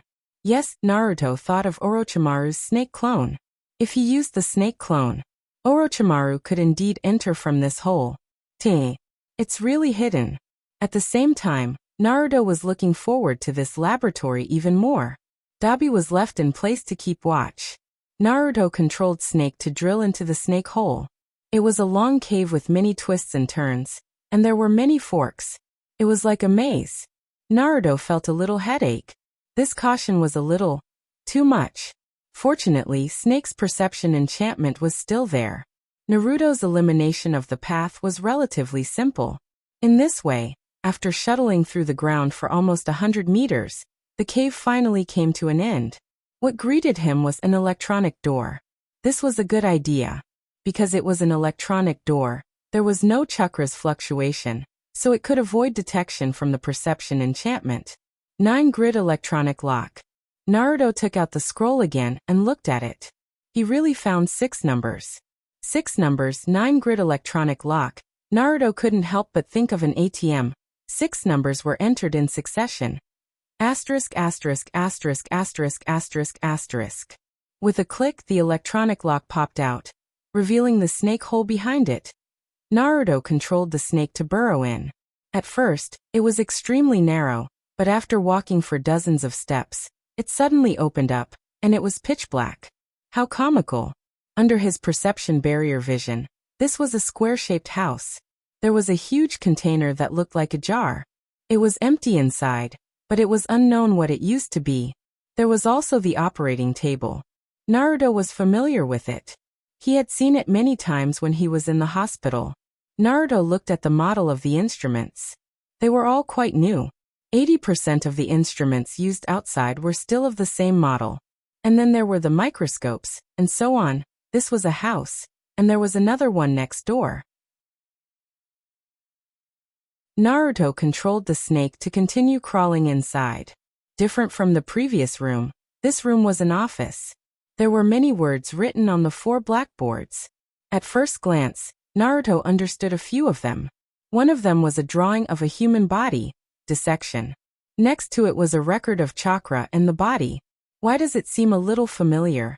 Naruto looked at it carefully. Wasn't this part of the summary that Tsunade gave him about chakra's explosiveness 10 times? Then did Orochimaru steal Tsunade's theory? Or did the two of them discuss this? It seemed to be possible. His gaze fell on the other blackboards. Naruto saw the process of embryo development and plant growth. Naruto shifted his gaze from the blackboard to the information on the table. The cover of a custom-made thread-bound book blinded Naruto's titanium alloy dog eyes. Cyborg plan. Naruto thought of 2 words. Cloning. The pages of the book were flipped open, and hundreds of pages were piled up together. Naruto really couldn't see what was written on it. He could only scan it page by page. Naruto guessed right. It was indeed cloning. There was also a record of the jar-shaped instrument. It was a culture pool for cultivating experimental subjects. It was an incredible item. It was truly incredible. However, Naruto wasn't scared. Instead, he became more excited. He controlled Dabi to enter a frenzied scanning mode. After scanning 7 or 8 documents on the desk, he began to look through the drawers of the desk. Naruto found a diary.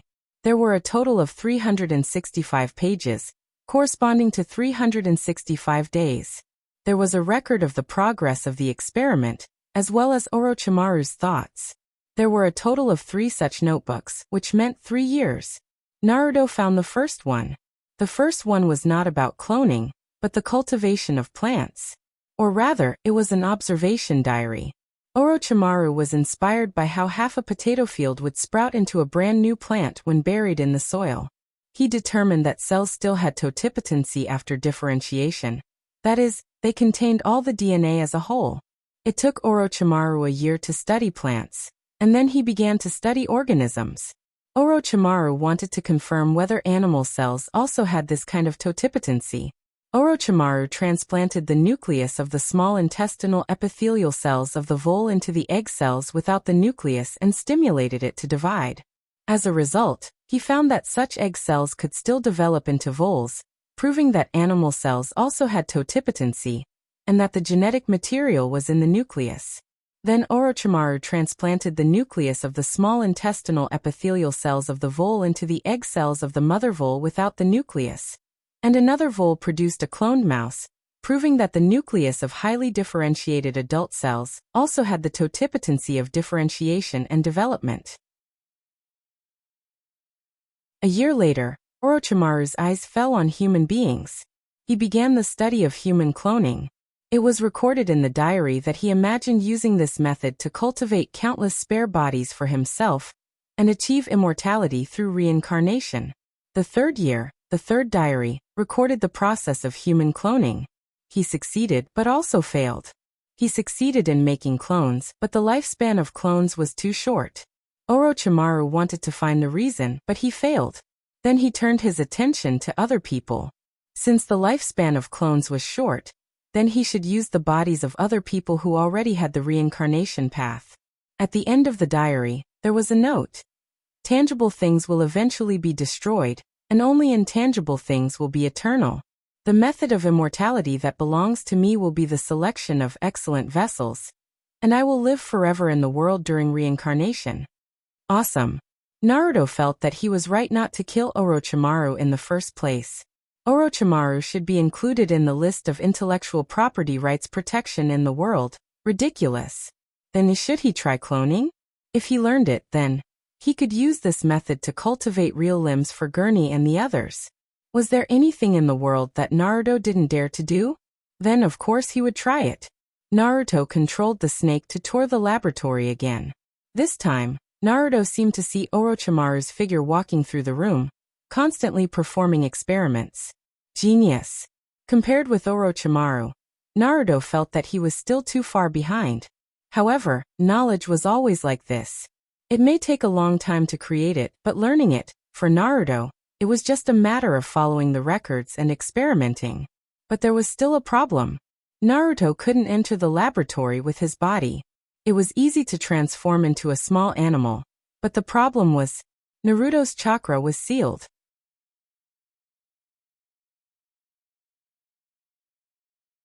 Chapter 235. Gurney, do you want to have a real pair of legs? Gurney was dumbfounded. Little Gurney, do you want to have real hands and feet? Little Gunny thought for a moment and stretched out his hand. I have one, he said. Naruto pointed at the other hand and said, I'm talking about growing back your lost hand. Kageniko's eyes lit up. Perhaps the only one in the courtyard who didn't think Naruto was crazy was Kageniko. Of course. Naruto, you have a way, don't you? Naruto patted Gurney's head and smiled. There will be one in the near future. Gurney jumped up and rubbed his head against Naruto's chest. Then Naruto looked at Gurney. Do you want to have your own pair of arms? Gurney looked at Naruto seriously and asked, have you solved the problem of touch? Naruto was stunned. Only then did he remember that Gurney's hope for artificial limbs was to have a sense of touch. He thought about it seriously and decided that real hands would definitely have a sense of touch. Therefore he replied firmly soon. Cloning. Something so interesting, I must give it a try. On the same day, Naruto threw out a new topic in his class, armor. It was a type of armor that covered the surface of the body and increased attack power, defense power, speed, and a series of comprehensive abilities. Why did he suddenly want to study this? Because after the cloning technology was developed and the organ cultivation technology matured, Gurney and the others would obtain real limbs. Then the things that could increase combat power would not be limited to artificial limbs. This topic was very big and equally shocking. Hinata raised her hand and said, Then which topic should we study now? Naruto was stumped by this question.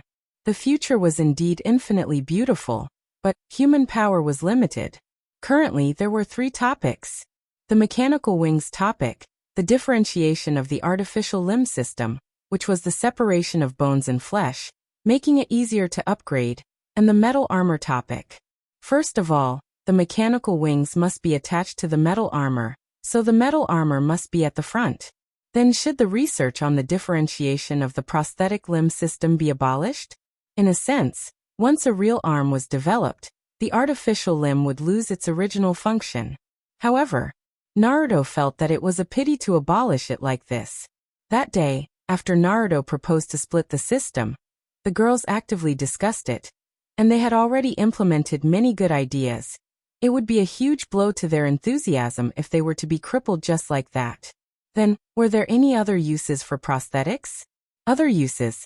Do I have to assemble a robot completely made of mechanical runes? Hilarious. Originally, Naruto just wanted to complain, but the moment this sentence appeared in his heart, He felt as if he had seen another sky. Wait a minute. Naruto forced himself to calm down as he was about to lose control. A robot didn't just need a body. It also needed an artificial intelligence system. He could create a body, but he couldn't create any intelligence. TSK. What a waste of such a good idea. Just as he was about to delete this idea from his mind, Naruto suddenly thought of something that could replace artificial intelligence. Shadow clone technique. If the machine was the body, and the doppelganger controlled it, Naruto felt that he couldn't control his brain anymore. Another negative idea appeared. Although this idea seemed good, if the doppelganger chakra was exhausted halfway and the machine wasn't recalled in time, wouldn't that be a joke? After all, to create a powerful robot, both the manpower and the material resources consumed were huge.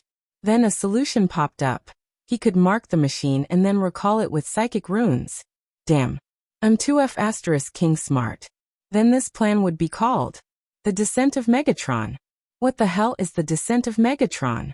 Why not the Descent of Optimus Prime? It seems that the name Optimus Prime is not very elegant. Thinking about the Autobots. Then should I add a transformation ability to the machine, such as a car, a motorcycle, a plane, a ship, or even a spaceship? Then during a battle, I can transform and have a doppelganger take over the battle? Interesting. Then it's decided. The topic of artificial limb system differentiation continued. It was to prepare for the descent of Megatron in the future. Then back to the original problem. The mechanical wings had to be mounted on the metal armor, so the metal armor had to be placed in front of the mechanical wings. The system differentiation of artificial limbs and the metal armor. Well, it would take some time for the cloning technology to be implemented, so I should continue to study the system differentiation of artificial limbs. But if it was like this, it was definitely impossible to continue staying in Woodleaf in the future. Because although Tsunade was good to him, and although Tsunade was Naruto's, but sometimes Naruto's words weren't omnipotent. If the daimyo of the Land of Fire had any ideas, he didn't even need to be so far away. Jiraiya wouldn't let him do as he pleased. New weapons meant an upgrade of the battle. And the upgrade of the battle meant more people would die. Although these armors were prepared for ninjas, there might be something like metal armor that could be used by ordinary people in the future. At that time, the battle in this world would be popularized by everyone. But just because of the possible danger in the future, would he stop development? That would be absolutely stupid. Among other things, the Otsutsuki clan could be said to be alien creatures. If other alien creatures appeared in the future, with the current strength of this world, Naruto wasn't optimistic.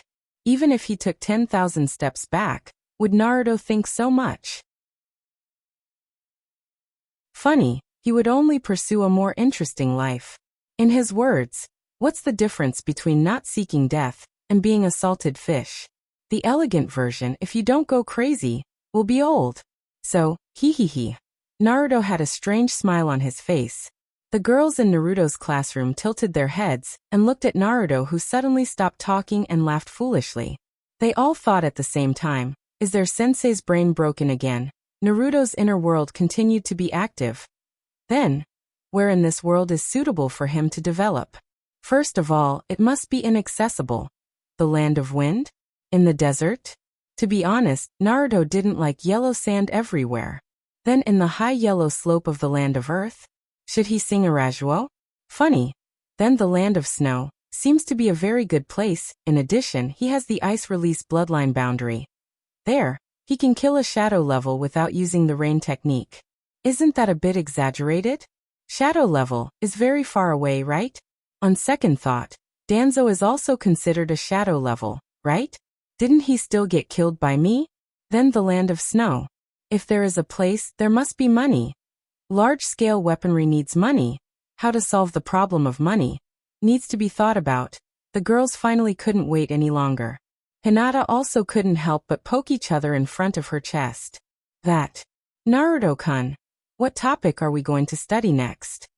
Naruto's consciousness returned to his body. He felt as if he had been dreaming for thousands of years. It actually gave birth to a feeling that it was a lifetime ago. Just now he seemed to have seen his space team set sail. Cough cough. that continue to study the system differentiation of artificial limbs. After this topic is completed, we will study the armor and then the mechanical wings.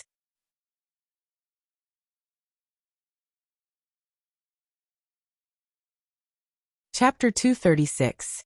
The system differentiation of the prosthetic limb. Naruto, who was passionate about scientific research, used only one day to determine the structure of the bone. Not just the arm, but the whole body. The others didn't quite understand. Later, they imagined who would lose other parts of their body in the future, and then they wouldn't have to study it anymore? Funny, the others didn't understand what happened next. Naruto drafted a large number of blueprints. Without using a pen, he directly used rune lines and ink to extend them on the paper. There was a humanoid metal monster.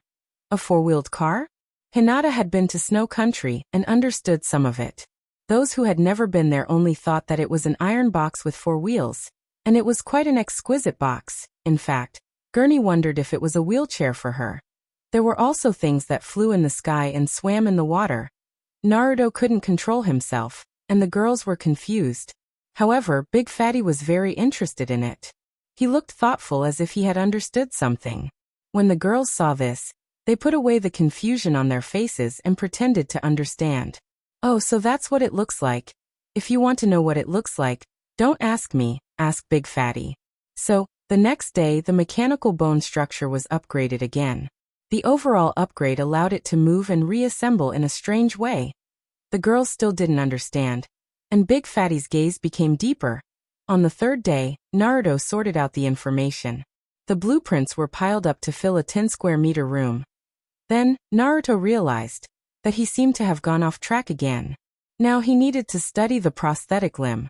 On the fourth day, Naruto's thoughts returned to the right track and began to study the differentiation of the prosthetic limb system. Flesh? Flesh was a weapon between bone and skin. Naruto felt that he should skip it first. He wasn't in a hurry to study the weapon. There was no need to fight anyone now, and there was no need to produce it. So, he should study the skin first.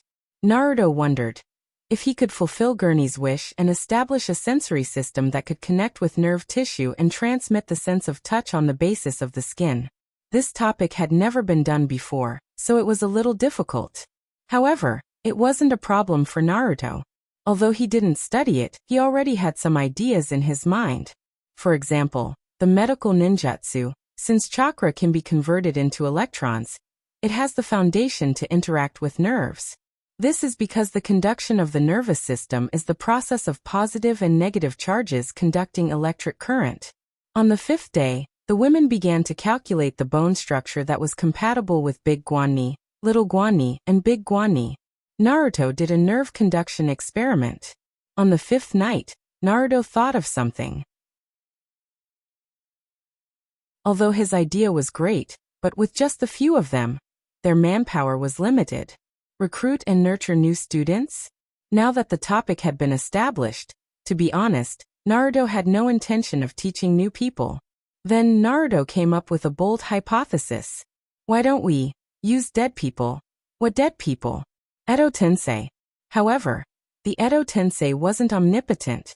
The Edo Tensei's body was possessed by another person's body, so there was a time limit. This could be understood as durability. That was why corpse coffins were kept fresh. What should he do? Why not give the Edo Tensei a new body, allowing the soul of the Edo Tensei to reside in a puppet or mechanical body? Would it work? He couldn't figure it out. Whether it would work or not, he would have to experiment to know. Guanni is reading a book. Come here, I have a ninjutsu that I need you to cooperate with. Little Guanni, who was holding Rolling Stone, brightened. What ninjutsu? Can I cooperate? Let Little Guanni cooperate with the Edo Tensei? Not advisable. He explained. This ninjutsu is not suitable for children. Naruto didn't know that it would be better if he didn't explain. After explaining, Little Guanni got the wrong idea. So she covered her mouth, turned around and ran away. Little Guanni tilted her head and looked at Naruto. Forgive her. She also got the wrong idea. However, Naruto's consciousness hadn't really returned to reality. He was still in a half-sleepwalking state. After calling Little Guanni, He lowered his head and walked to his room in contemplation. Downstairs, little Guanni found Big Guanni. Naruto, Gage asked little Guanni to study a ninjutsu that is not suitable for children. Big Guanni was much calmer. He asked about the situation in detail and speculated. There are many reasons why it's not suitable for children. Before he could finish, Big Guanni saw Naruto's figure walking down the corridor on the second floor. That direction. It wasn't the indoor training ground, nor was it the outdoor area. It seemed to be the direction of Naruto's room. He muttered, "That's the direction of Naruto's room. It can't be." Then he saw little Guanni's wheelchair following behind. Big Guanni and little Guanni looked at each other. They approached quietly. Spring walked out of the kitchen and saw the two of them acting like thieves. She couldn't help but ask, "Are you stealing something?"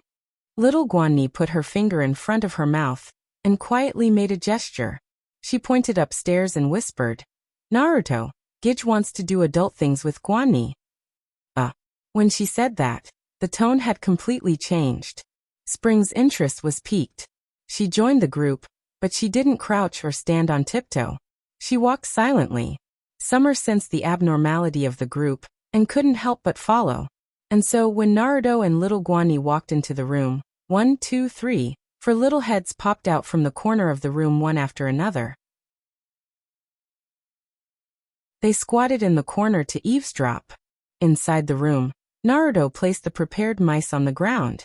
Little Guanni stared blankly at the mice on the ground. He was curious about what Naruto was going to do. However, one thing was certain. Naruto didn't look like he was going to do something bad. What bad things could a 12-year-old monk do? Looking at Naruto's bald head, little Guanni snickered in his heart. Let's establish a mental link. The mental link was established. Naruto handed the scroll of Edo Tensei to little Guanni and began to control the scroll to cast the spell. Outside the room, little Guanni whispered, "Why is there no sound?" As soon as she spoke, a scream came from inside. It sounded like a cat's cry.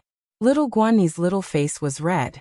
She muttered to herself, "So this is what Guanni is like."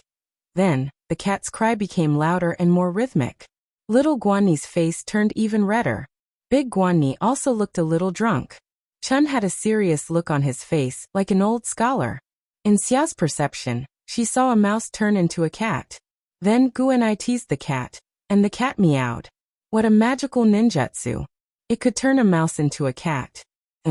Although Summer saw it, she was clearly not on the same wavelength. Inside the room, little Guanni happily stroked the cat. "Is this a real cat? It feels like a real one." Naruto's mouth twitched. Even if the cat was cute, seeing a mouse turn into a cat, little Guanni didn't feel scared at all. Instead, she stroked it so happily. Naruto was a little annoyed. To be honest, even if little Guanni wasn't a girl, he couldn't bring himself to do it. Then little Guanni picked up the cat and sniffed it. Naruto's face twitched. When he opened the door, he saw the girls squatting in the corner. "What the hell are you doing?" Little Guanni covered her eyes. "I didn't hear anything." Naruto. Big Guanni also covered his eyes. "I didn't hear anything, but it's been so short. It hasn't even been a minute." Cough cough. "Please ignore that." Spring told the truth with a serious face. "This is what adults do. It's different from what I read in the books." Summer meowed, and all the girls were shocked. Then they saw a cat meowing out. They were all dumbfounded. Little Guinny's finger cracked open a little. "The baby is out so soon." Naruto. Big Guanni. Spring asked with a serious face, "Can species cross species reproduce?" Summer. Meow.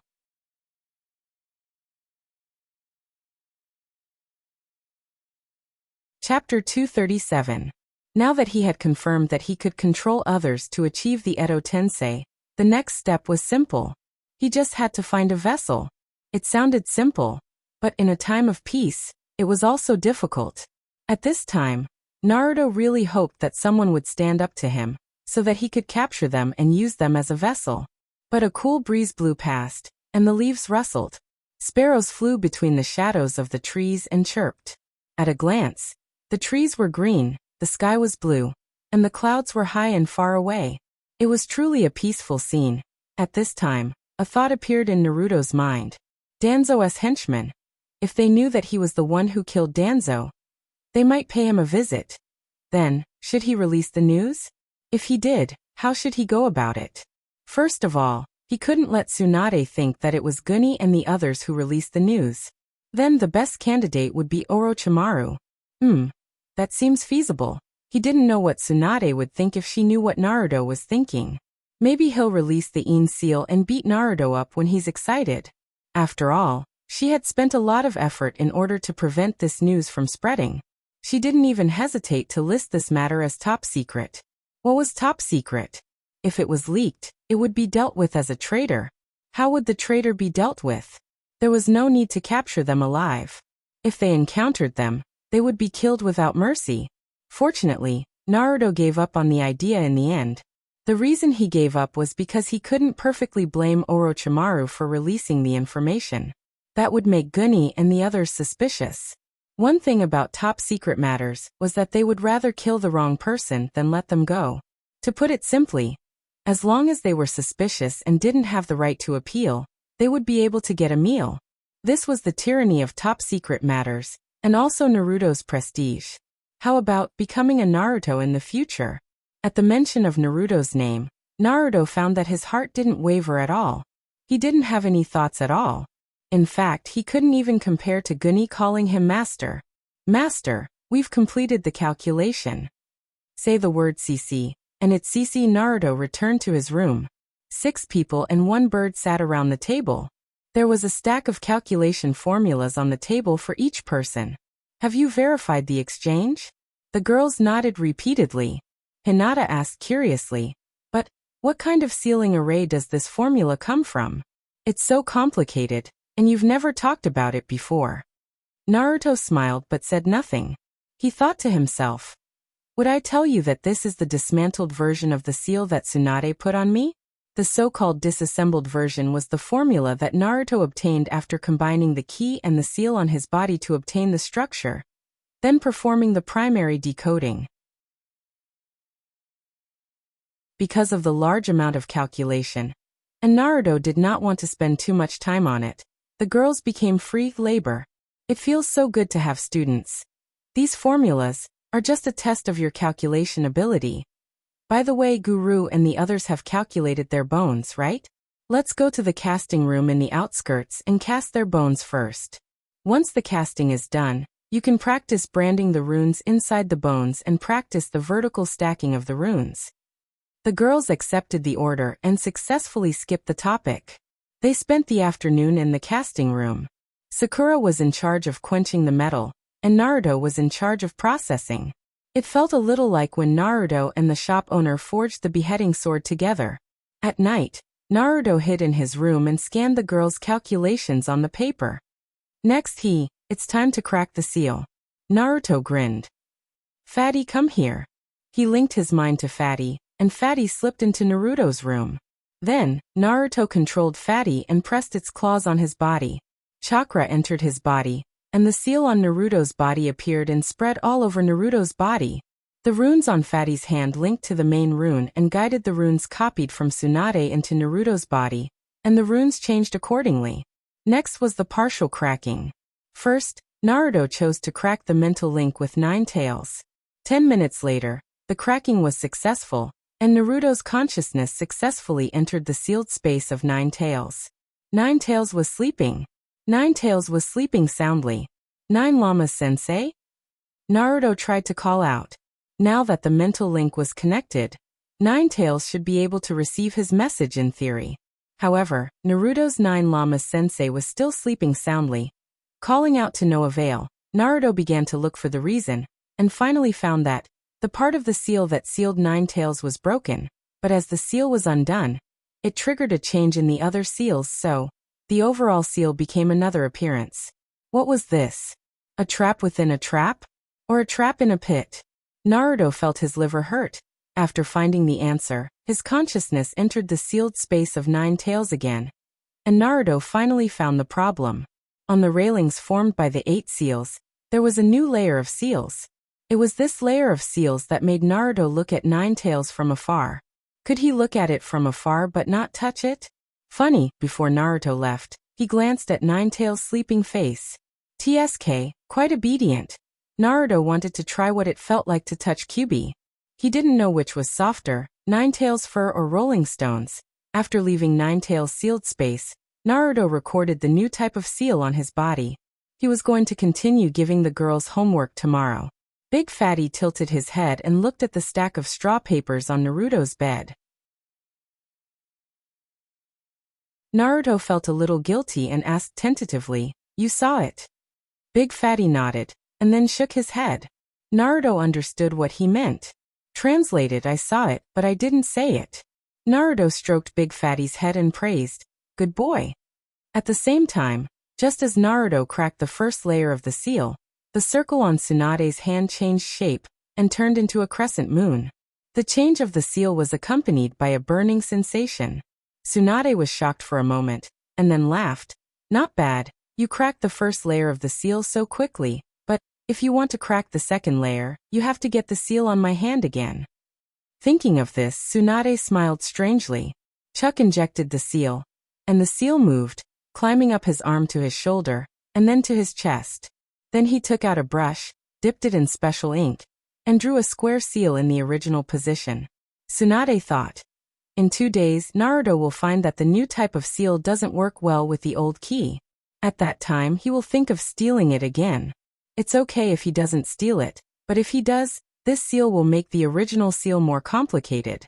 Well, at that time, Naruto's expression will be very interesting. Being able to trick her apprentice once, Tsunade felt a sense of accomplishment, and the smile on her face became more and more brilliant. On the side, Shizen suddenly had a very absurd illusion. As if she just saw Naruto's figure on Tsunade's body, Shizen shook her head again and again. It must be an illusion. It must be an illusion. If Tsunade-sama was poisoned by Naruto, then the future of this village. Then will there be a future?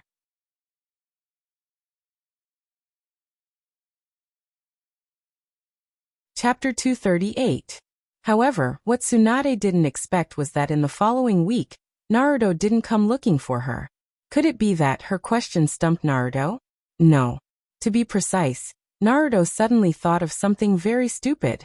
Since he could borrow someone else's body to use the Edo Tensei, why couldn't he borrow someone else's body to use the cloning jutsu? Therefore, Naruto was no longer in a hurry to remove the seal on his body. Instead, he borrowed Guru's body to use the cloning jutsu, and successfully infiltrated Orochimaru's laboratory number 9. In the laboratory, Naruto controlled Guru's clone to conduct experiments. Gunny became strangely quiet. Many of the interesting experiments that Gunny did not clap his hands and applaud. On the first day, Naruto was immersed in the experiments and didn't pay much attention. On the second day, he calmed down a little and noticed. Then he held himself back from asking until today. Finally, Naruto couldn't take it anymore. Naruto put down the experiment in his hands. "Guru, is there something on your mind? You haven't been in a good state for the past few days." Guru calmly shook her head and said, "No, I'm not feeling well." Not feeling well. Naruto had an idea and blurted out, "Is it your period?" If it was the usual Guru, she would have teased Naruto. But today she calmly replied, "No." Naruto didn't believe her. Guru definitely had something on her mind. She hadn't called him master for a week. Naruto suddenly missed the fake, but sweet and mushy master. Naruto began to recall when Guru's attitude changed. She was fine before, until she entered this laboratory. Could it be that there's something in this laboratory? Could it affect Guru? Like a ghost? That can't be right. Wasn't Big Fatty quite happy? Then, could it be the laboratory itself? Guru. Could it be? Guru, are you afraid of injections? Guru's pupils suddenly dilated as if she heard something terrifying. Naruto was about to tease him when he saw Gurney's face turn pale. He swallowed the words that were about to reach his throat. Guru? Guru, are you okay? Guru looked at Naruto in a daze. It took a while for her to recover, but her body was shaking. To be honest, this symptom was really very familiar, so familiar that it couldn't be more familiar. It was similar to his fear of heights and Tsunade's fear of blood. Could it be that Guru also had a mental illness? Naruto took out a storage scroll and took out a syringe from it. He gestured in front of Gurney's eyes, but Gurney looked at him like he was an idiot. Do you think I'm afraid of something like that? This was awkward. Then Gurney used his chakra to drive the wheelchair away. Naruto wasn't too anxious about the experiment. He was more curious about Guru now. He rubbed his chest. Tishi's? She must be on her period. TSK, this little girl is too shy. Naruto shamelessly said some shameless words without realizing it. On the other hand, Guru returned to her bedroom with a straight face. After she closed the door, Guru, who looked indifferent just a second ago, suddenly curled her body up. Her body trembled violently, and it took a while for her to calm down. Then, she walked to her bed, pulled the blanket away, and buried her head in it. Xia, who was cleaning the kitchen, raised his head and looked at Gurney's bedroom through the wall. His eyes revealed a thoughtful expression. The next day, Guru returned to normal. She even called Naruto Master again. Master, are you going to do something embarrassing today? Embarrassing? In the laboratory, Naruto only dissected animals or plants. When had he ever done anything embarrassing? Was stabbing a knife into a toad's stomach also embarrassing? This ambiguity was a little too horrifying. Hearing Naruto's voice, Kagami came over and covered her eyes with her fingers. Brother Naruto, didn't you say last time that you were innocent? Naruto's mouth twitched. I am indeed innocent, little Guru said in disbelief. But Guru said you did something embarrassing. Naruto rolled his eyes. You believe Guru's words? Are you stupid? Little Guru suddenly removed her hands from her eyes and thought about it seriously. Yeah, why did I believe Guru? I'm so stupid. Then, she ran over to Sister Xia's place to check on the delicious food she had made. She wanted to steal some food while she was at it. Master? Guru called out obediently. Naruto suddenly missed Guru, who had been silent for the past 2 days. Sigh. Humans were so emotional. When they were in winter, they would think of summer. When they were in summer, they would think of winter, he replied. Let's wait until the afternoon. When I was dissecting the animals yesterday, I had some inspiration. I think I can try to do some nerve sensing experiments and create tactile skin for you guys. Oh, is that so? Guru said regretfully as she moved her wheelchair to the kitchen. Naruto looked back at Guni's back and muttered to himself proudly. I told you it's my period. I'll go back and circle yesterday's date on the calendar. From now on, I'll take the initiative to stay away from Guni every few days. Remember who said that women during their period are the most unreasonable? Smart as I am. After breakfast, Naruto began his tactile experiment. When the multiple shadows self-destructed, the pain would be transmitted to the main body. Flurry charge could transfer chakra into electronic interference with the nervous system. After dissecting the animals for the past few days, Naruto understood the structure of the nervous system. He felt that he could do it. Naruto controlled Big Fatty to draw runes on Guru's wooden artificial limb. After he was done, he called out to Sakura Haruno. Sakura, come and help me. I want to put this artificial limb on Big Fatty. Big Fatty looked at Naruto in confusion. Naruto comforted it. Don't worry, it's temporary. It's just a test. Big Fatty nodded obediently. After the artificial limb was connected to Big Fatty's claws, Naruto raised his hand and knocked on the artificial limb. Do you feel anything? When Naruto knocked on it, Big Fatty shuddered. Naruto's eyes lit up. He asked, You feel something, right? Big Fatty's body trembled. Then it nodded. Naruto was so excited that he slapped the artificial limb. Big Fatty's body shuddered. Its eyes were a little bloodshot. However, Naruto did not notice. He called Big Guni over. Big Guni, the artificial limb with tactile sensation that you wanted has been developed. Big Guni quickly came over. Naruto handed the artificial limb that was connected to Big Fatty to Big Guni. Try knocking on this artificial limb. You can ask Big Fatty if he feels anything. Big Guni gently knocked on it. Big Fatty quickly nodded. Little Guni also came over and pricked the artificial limb with the tip of the needle in his hand. Big Fatty could not take it anymore. The rune on its hand jumped out and wrote a 4 meter by 2 meter long word. Pain. The exclamation mark was probably 6 meters long. It swept across a large area on the ground. The thickness was also 2 meters. Naruto comforted it. If you feel pain, it means that it's a success. Then, the word on the ground changed. Boss, let the others try it. Naruto had the same intention, so he connected the artificial limb to Big Gunny's hand. Naruto knocked on the artificial limb and said, "How is it? Do you feel anything?" Big Gunny's body trembled. Naruto knocked again, and Big Gunny trembled again. When Big Gunny saw that Naruto was going to knock again, he could not help but shout, "Stop knocking. It hurts. It feels like electricity." Only then did Naruto realize that the artificial limb did not have any other sense of touch. As long as it was touched, the pain would be transmitted to the brain. It was funny. Naruto smiled and said, "Hee hee.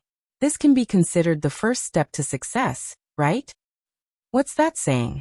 "The first step to success is K's diapers." No. It's a small step, but it's a big step for human progress. Funny, Naruto shook his arm, and his fingers collided with each other in the shaking. Degugni shuddered. "Does it really hurt that much?" As he spoke, he tapped again. Big Gunny suddenly wanted to hammer Naruto to death. What was even more heart-wrenching was that little Gunny curiously used a needle to blow up the artificial limb. Then, the artificial limb was attached to little Gunny's hand. Big Gunny took the needle and pricked it. "Does it hurt?" Little Guanni cried out. "It hurts." Then Big Gunny pricked it again. "Does it hurt?" Little Gunny nodded repeatedly. "It hurts. It hurts. It hurts." Big Gunny pricked it again. "If it hurts, why did you hit me?" Little Gunny was about to cry. With tears in his eyes, he sobbed. "Sob, I was wrong. I'll be good in the future, sob." Big Gunny was about to prick it again, but little Gunny was so scared that he cried. "Sob. I was really wrong. I didn't do it on purpose." Big Gunny asked, "If you didn't do it on purpose, where did the needle come from?" "Huh. Tell me you didn't do it on purpose. Where did the needle come from?" As he spoke, he pricked it again. Little Gunny sobbed. "I picked it up. I really didn't do it on purpose, sob." Big Gunny pricked it again. "You're still lying? Where did you learn to lie?" As he spoke, he pricked it again. Then the needle transformed into a coin. It was obvious that little Gunny had deliberately turned the coin into a needle to prick Big Gunny. However, compared to little Gunny, who was suddenly seeking death, Naruto suddenly felt that Big Gunny was a little scary. Naruto hid far away. After all, he was the one who developed this thing. He was afraid that Big Gunny would do the same thing to him. Big Gunny muttered to himself, "It's over. Big Gunny has finally revealed his true form." Naruto was stunned. Could this be Big Gunny's true form? Women were so scary. Naruto whispered to Gunny, "Let's go to the lab." Hearing the word lab, Gunny clenched his fists involuntarily. However, he did not show it on his face. He replied, "Okay."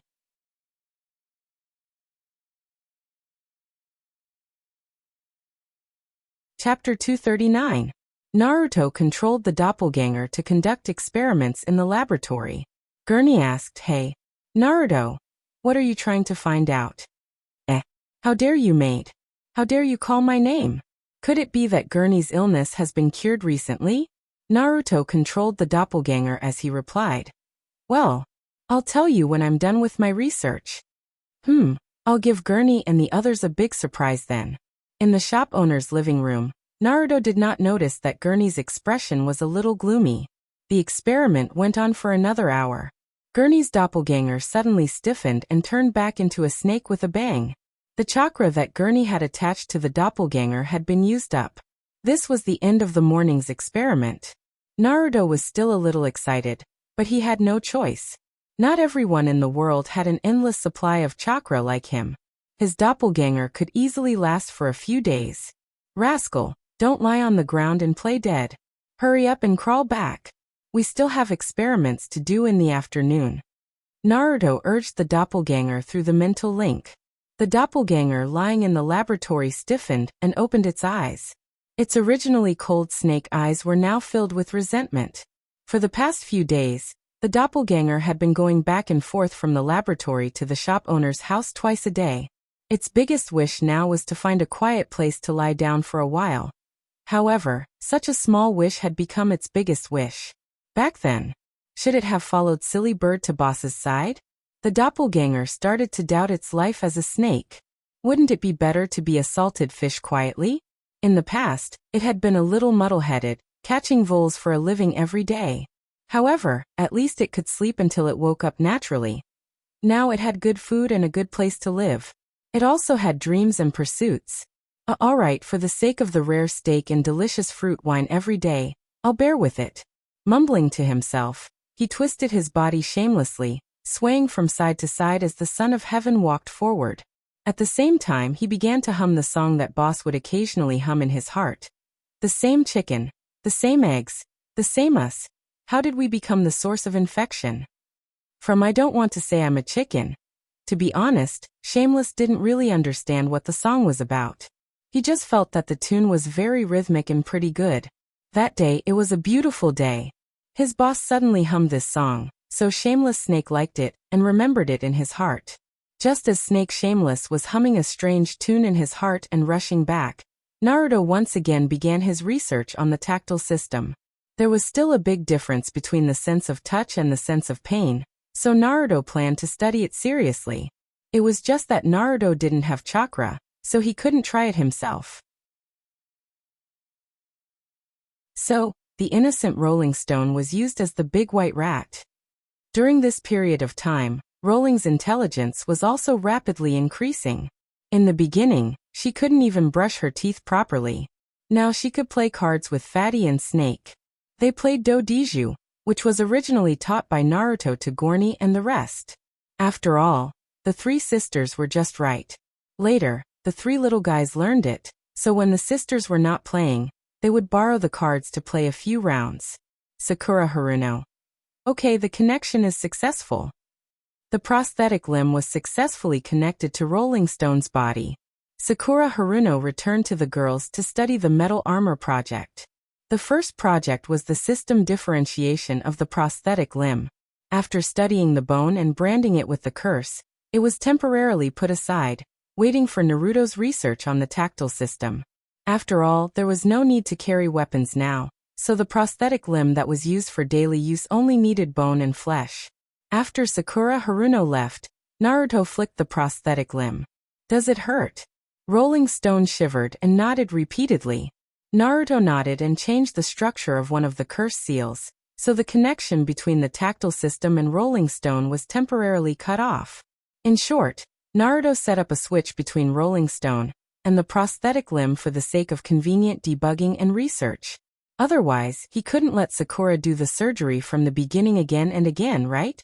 That would be too cruel. After adjusting the curse seal again, Naruto turned on the switch again. He knocked. Does it still hurt? Rolling Stone shook its head. Naruto rubbed it again. Do you feel anything? Rolling Stone nodded with a comfortable expression. It was the same expression that Gorny showed when he rubbed it. Naruto's eyes lit up and guessed, very comfortable? Rolling Stone nodded again and again. Its whole body softened, and it squinted comfortably. So it was a success? I really am a genius. Gorny, come here. The tactile system is a success. Gorny came over, but Gorny hid far away. However, it would still sneak a few glances at them from time to time. Look, Gorny.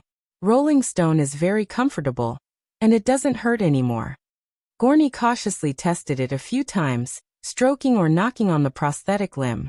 After making sure that Rolling Stone did not cry out in pain, he finally felt relieved. How is it? Do you want to try it? Gorny nodded. Then Sakura Haruno came over and cut off the prosthetic limb from Rolling Stone and connected it to Gorny's hand. Naruto held Gorny's prosthetic limb and asked, How is it? Can you feel my hand? Gorny's eyes lit up, and it nodded repeatedly in surprise. Then Naruto stroked it and asked, How does it feel? As Naruto stroked it, Gorny's face gradually turned red, and a layer of goosebumps rose on his body. And he could not summon his strength. This feeling, how should he describe it? While Gorny was thinking, Naruto increased his strength and asked, Is it hard to say? Is it comfortable or uncomfortable? Is it hot or cold? Gorny replied, It's very comfortable and a little hot. Naruto continued to rub the prosthetic limb. Be more specific so that I can record this structure. Gorny carefully felt it, and then could not help but snort. His voice was coquettish, and Naruto's blood could not help but speed up when he heard it. What's wrong? Does it hurt again? Gorny shook his head and said, It doesn't hurt. It's comfortable. Comfortable? How do you write this record? Is this what you call comfortable? Naruto continued to stroke it. Be more specific. Gorny narrowed his eyes. It feels very comfortable. My body is also a little hot. I really want to continue like this, but this feeling is so strange. I feel like I'm getting more and more unstable. It's so comfortable that I can't stand properly. Gorny leaned over. Really? Then, Gorny raised his hand and stroked the prosthetic limb. Gorny's narrowed eyelashes trembled. His face turned even redder. Naruto had an idea and thought of a possibility. Could it be that kind of feeling? Naruto was about to stop Gorny, but Gorny had already started to rub it. It was as if he was rubbing Gun. Then, there was a high and low moan in the hall. Naruto's blood vessels surged, and in an instant, he felt as if he had grown 10 years older. Gorny finally felt that something was wrong with his condition and called out, Gorny, stop it. However, Gorny's brain was wrong again. He said to the other girls around him, Come and try it too. This is the first time I've found that rubbing the prosthetic limb is quite fun. And so, Naruto ran out. He could not stay in the room any longer. He needed to go outside and calm down. Naruto already knew the structure of this rune. The most important thing is, I'm not courting death again, am I? But this time, it's really not my fault. Who should I blame? Gorny. No matter what experiment I do in the future, I have to be careful of Gorny.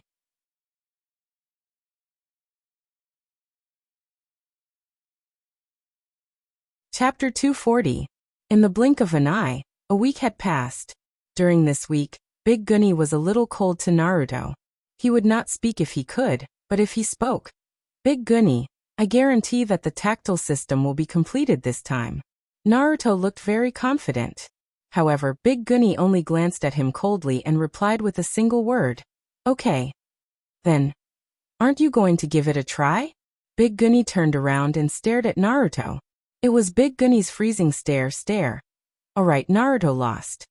He flashed a bashful smile and said, I'll test it on someone else. Once I'm sure that there's no problem, I'll let you try it. The freezing stare in Big Gunny's eyes slowed down a little, and he replied with a single word, Okay. Then who should I look for? This is also a problem. So far, aside from Hinata, Chun, and Xia, everyone was looking at him strangely this week. They also rejected Naruto's tactile system experiment. Alright. Actually, there's no need to worry about this. There are only 3 people who agreed, and it's not hard to choose one of them. Hinata, cooperate with me. Sakura, come over here and perform the surgery. Hinata walked over and tapped her chest with her fingers. She whispered, Can I enter the room? Hinata's face turned red and she whispered, I'm afraid here. There was no need for her to say it. Naruto knew that Hinata was afraid that things would develop into something like Big Gunny. Where is the trust between people? There really was no problem with the experiment this time. After all, he had already tested it with Big Fatty, Rolling, and Shameless Snake. At this moment, a letter arrived at the door. It was delivered by a strange bird with 4 eyes. The seal of the envelope was sealed with red wax. There were not many people who delivered letters like this in this day and age. Even the famous people in the Fire Nation only sent letters and scrolls. Only commoners would use envelopes, and those who used envelopes, no one would use wax. It was too old and troublesome. Glue was very simple. The strange bird threw the letter on the ground and flew away. Naruto thought of another thing. The wood leaf base seemed to prohibit flying. This meant that only ninjas summoned beasts were allowed to come and go as they pleased. The bird was strange, and so was the letter. Naruto walked to the front and picked up the letter on the ground. There were 2 hollow circles on the seal. There was a dot in the inner hollow circle, and the outer hollow circle had 3 symmetrical corners that pointed upwards. It looked like an eye. but also like a simple drawing of the rising sun. What was even stranger was that there was no signature on the letter. Naruto shouted, "Whose letter? By the way, could this be a greeting card?" Hilarious, Natsuya Sakuraji's voice came from the kitchen. "It seems to be a letter from an unimportant guy. Master, you can choose to throw it away." Then she added, "I'm cooking." The meaning was simple. I was cooking and didn't have time to read the letter because it wasn't that important. Naruto nodded and was about to throw the letter away, but he was curious about the seal on the letter and what was inside.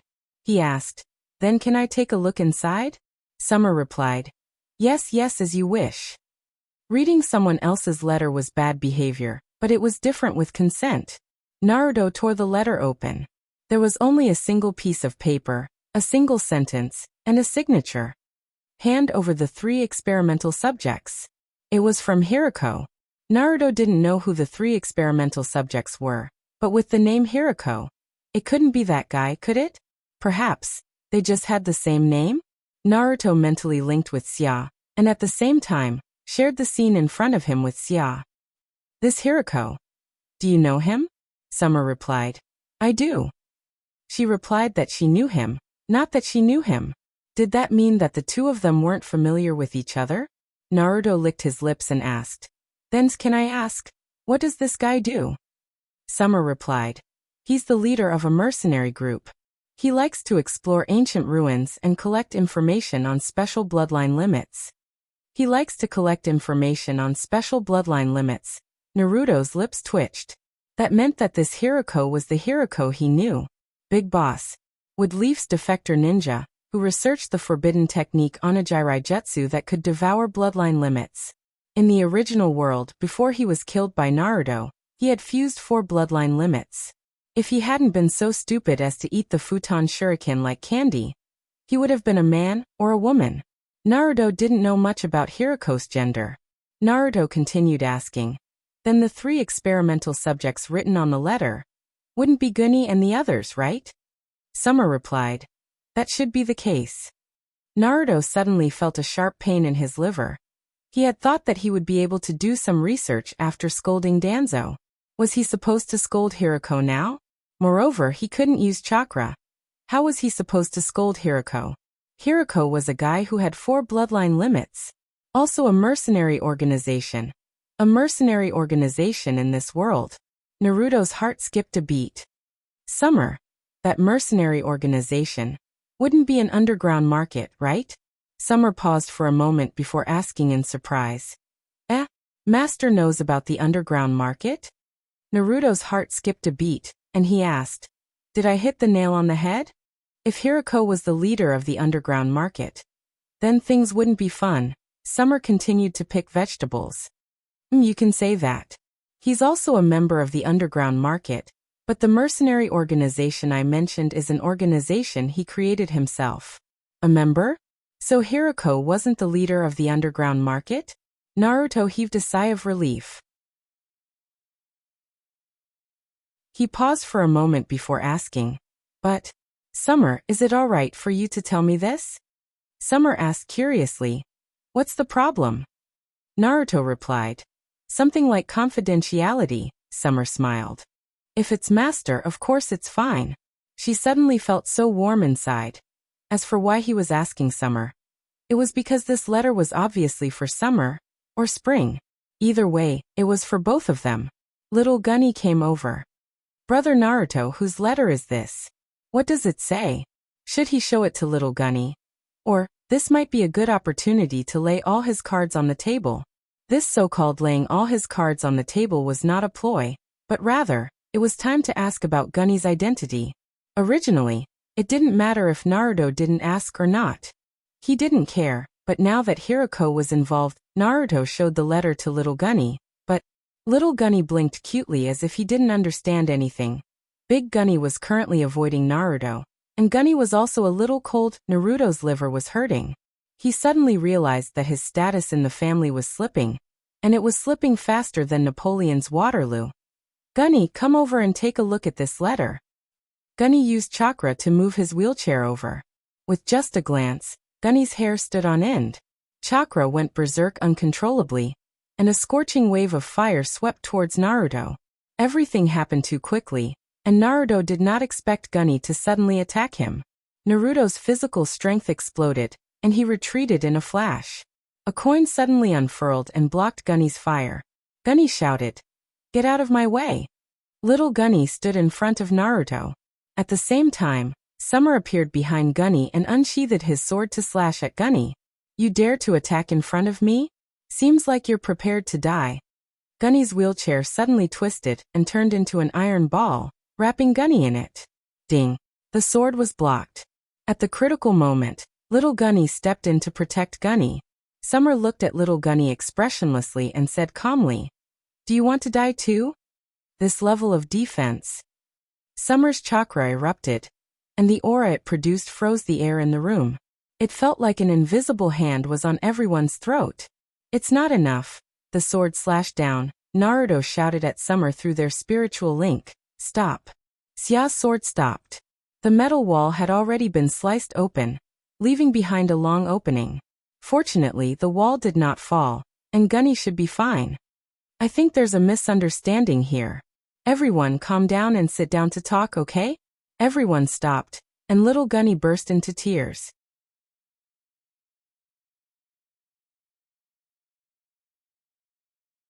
Chapter 241. Hinata and Sakura Haruno were dismissed and returned to their respective homes. Everyone sat down and had a good talk. The reason why Gunny attacked Naruto was simple. He lost control of his emotions and suspected that Naruto was in cahoots with Hirako. After Gunny calmed down, he ruled out this possibility. Funny. Then Naruto learned about the identity of the trio. This led to a lot of things. For example, the trio was actually triplets. Gunny was actually the same age as the other two. Is this true? Naruto couldn't believe it, because whether it was psychologically or physically, Gunny was just a child.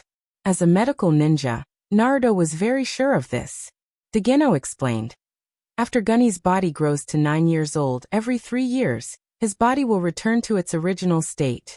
At the same time, his memory will also degenerate, but his memory won't go back by 3 years. Instead, he will forget everything except his language. 3 words popped up in Naruto's head. Formatted, restored to factory settings.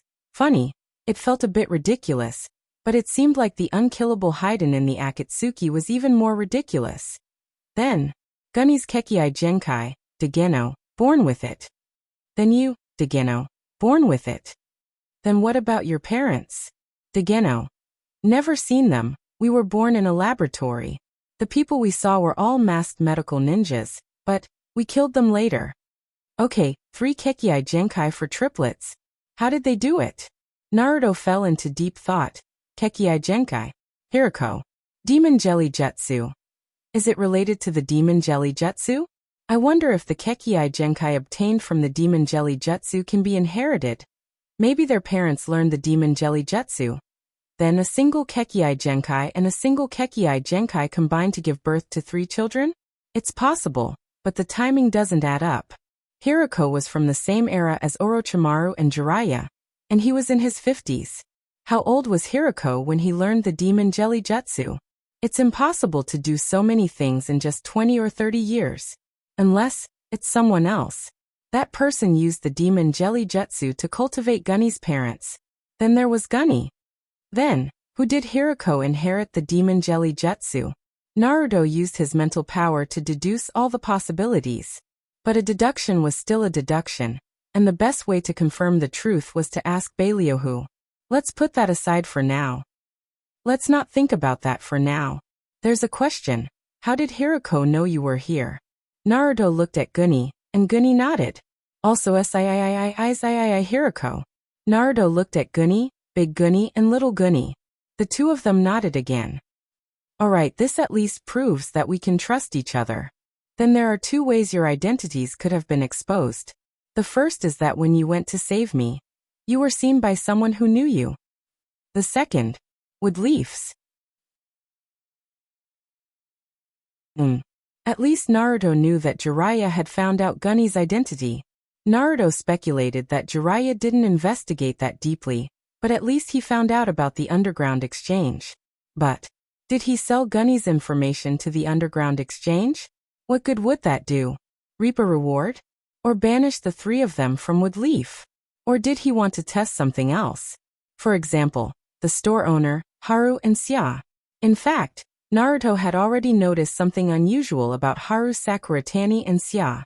But when Jiraiya told him about the underground exchange, he connected the two together. Because Naruto remembered that one night, the store owner told him that he wanted to be an actor when he was young, but later became a mercenary. Naruto didn't know the store owner's true strength, but Naruto knew about Haru and Sia. So the store owner was probably even stronger. If such a strong person was a mercenary, then there was no place in the world that could accommodate such a person. There was only the underground exchange established by the 5 major countries. Gunny looked at Naruto and said, "Then which one do you think it is?" Naruto took a deep breath and sighed. "I hope it's the first one." Gunny asked, "Then what do you plan to do with us?"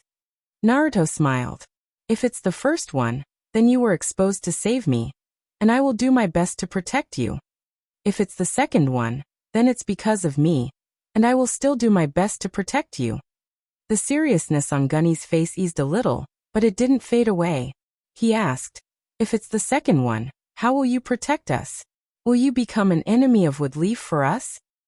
Naruto shook his head. The girls were disappointed when they saw this, but it was also reasonable. Going against Konoha for them was not a wise choice, no matter from which point of view. Moreover, Naruto was Naruto's disciple, and his future could be said to be very bright. Just as the girls were feeling disheartened, Naruto said, "Tsunade has been good to me, and I don't want to kill my master. But I can take you away from Woodleaf, and I can find a new place with you to settle down. I don't think this will be difficult." The girls were stunned, and 2 words suddenly popped up in their minds. Elope? Gunny smiled through her tears and ran over to Naruto. "Brother Naruto is the best." Naruto patted Cogni's head. Cogni had been crying ever since she was scared by Summer. Gunny said in disbelief, "You'll leave Woodleaf for us?" Naruto explained, "Actually, leaving Woodleaf is only a matter of time. The things we're researching, I think you can feel the impact these things will have on the war. Woodleaf and the Fire Nation, as long as they know about it, they won't let us research in peace. And I can't stop my research just to follow their wishes, or I'll be captured and locked in a small black room to research for one faction. So, it's very necessary to find a safe and stable place." The girls exchanged glances, and the atmosphere became much more relaxed. At this time, Sia said, "You don't have to leave. As long as I'm here, that guy won't be able to touch you." Naruto replied, "Then we'll have to trouble Sister Sia to protect us for a year. It's indeed too early to leave." Sia looked at Naruto. "Are you leaving after a year? Then I won't be able to leave with you." Naruto smiled. "It's okay, I'll have a way to protect myself after a year." Sia felt somewhat anxious, but she did not know why she was so anxious. It was a strange feeling. This had never happened before. If Naruto did not need her protection, then leaving was a matter of course, right? What was there to be anxious about? At this time, Naruto looked at Gurney and apologized. "I'm sorry, I didn't know you had that kind of past. That laboratory must have made you very uncomfortable, right? I'll have Sia cooperate with me tomorrow." Gurney looked at Naruto and asked again, "Then what do you want to research?" Naruto smiled. "I asked you if you want to have a real pair of legs, right? I also asked Big Gurney if you want to have real arms and Little Gurney. I think I have a way to fulfill your wishes. I just need a bit of time." At the same time, 1 kilometer away, Hinata rolled her eyes and imitated Naruto's mouth, trying to guess what Naruto was saying. She muttered to herself, "After a year, Naruto-kun will leave." Hinata clenched her fists tightly, not knowing what she was thinking. Hinata did not notice that when she retracted her gaze, Sia had glanced in her direction.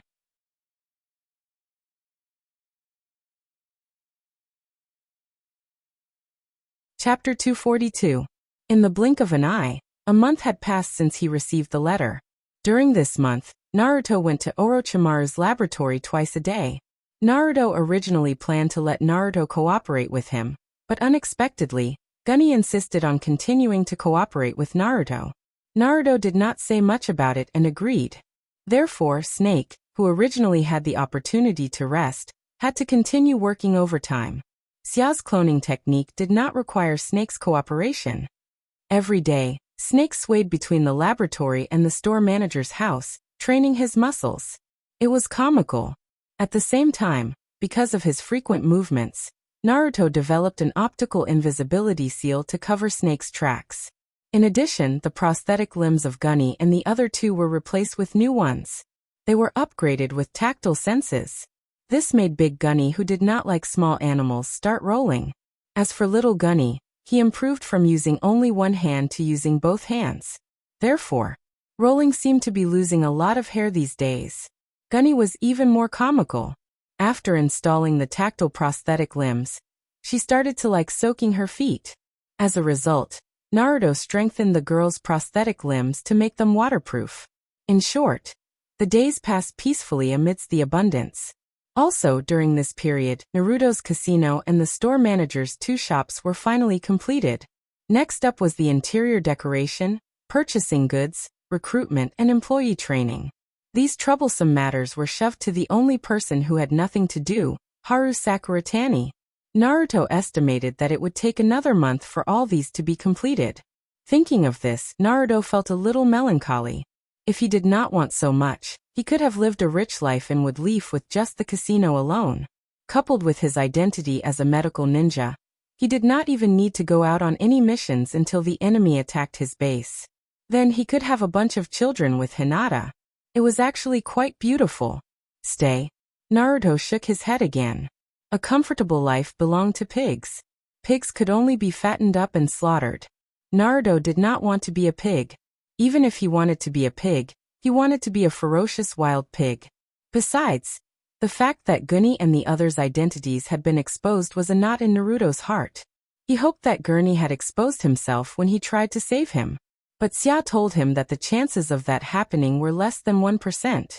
This was Xiao's confidence in his investigative abilities. Naruto believed that Hinata had the ability to do so because no one had been following them during their journey. Hinata possessed the supercilious eye. To be able to avoid Hinata's detection was enough to explain many things. Therefore, the possibility of Woodleaf exposing Gurney's identity was 99%. Then who was the one who told on him? Tsunade or Jiraiya? Naruto didn't want to delve too deeply into it. If he did, it wouldn't be good for either of them. From their standpoint, there was nothing wrong with doing so. But from Naruto's point of view, doing so would make him an unrighteous person. Ninjas didn't care about righteousness. In order to complete their mission, they had to obey orders. But Naruto was different. Because for Naruto, being a ninja was just an experience in his long life. It was just a profession. In this world, chakra didn't mean that one was a ninja. The samurai in the Land of Iron also used chakra. It was funny. Of course, Naruto didn't think of himself as a samurai. Naruto was just Naruto. He just wanted to do what he was interested in. The store manager's house, Naruto's bedroom. Naruto was holding a strange arm and staring at 11 Sharingan eyes. Yes, 11 Sharingan eyes. Naruto had also transplanted Shirsui's eye into this arm. At the same time, Naruto had a new understanding of the terrifying vitality contained in the first generation's cells. It didn't need to be transplanted into a living body to maintain its vitality. This was simply a piece of Tang Seng's meat. When are you going to study the first generation's cells? Naruto swung the arm, and the Sharingan on it turned and kept staring at Naruto. Naruto looked at the cut made by the blue sleeve sword. At this time, a layer of skin tissue had already grown to seal the wound. But Naruto also knew that this wasn't a long-term solution. After a long time, even if the arm was sealed in the scroll, sooner or later, its vitality would be exhausted. So, Naruto planned to find a place to raise this arm. How to raise it? Find a flower pot and bury it in the soil? This kind of thing couldn't be done by ordinary people. But Naruto wanted to give it a try. The reason wasn't Shisui good at wood release? In that case, it shouldn't be wrong to raise the arm in the soil. So Naruto found the flower pot that Shiitake used in the past, dug some soil in the courtyard, and brought it back to the bedroom. Then he inserted the arm in it. A miracle really happened. The arm actually grew roots and took root in the soil. A layer of wooden texture climbed up the entire arm from the bottom to the top. The arm that had been frozen for a long time suddenly moved and gave Naruto a thumbs up. It seemed to be saying, "You're amazing.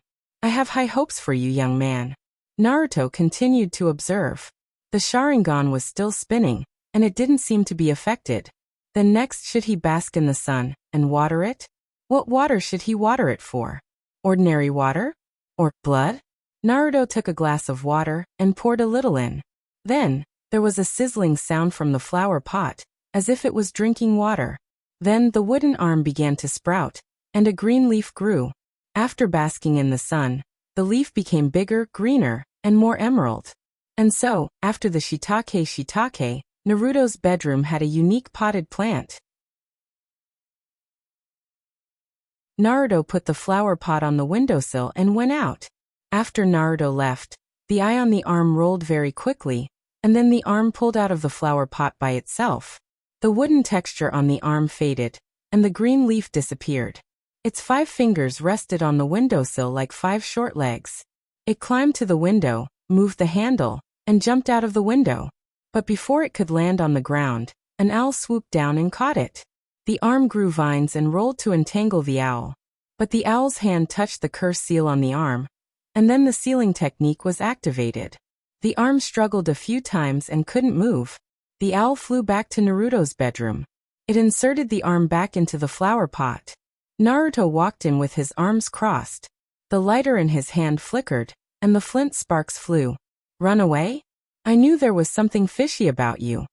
Then he walked closer, and the flame burned on his fingers. "Are you still going to run?"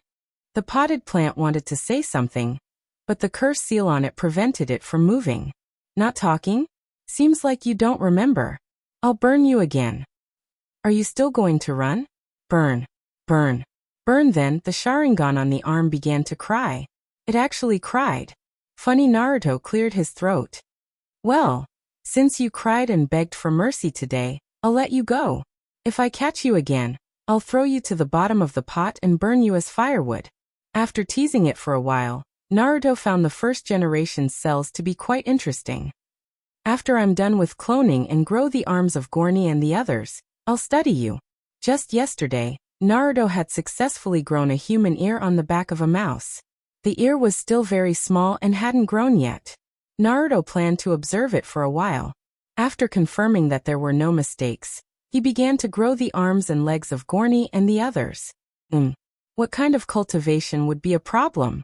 It was impossible to grow a human arm on the back of a mouse. At the very least, it would be malnourished.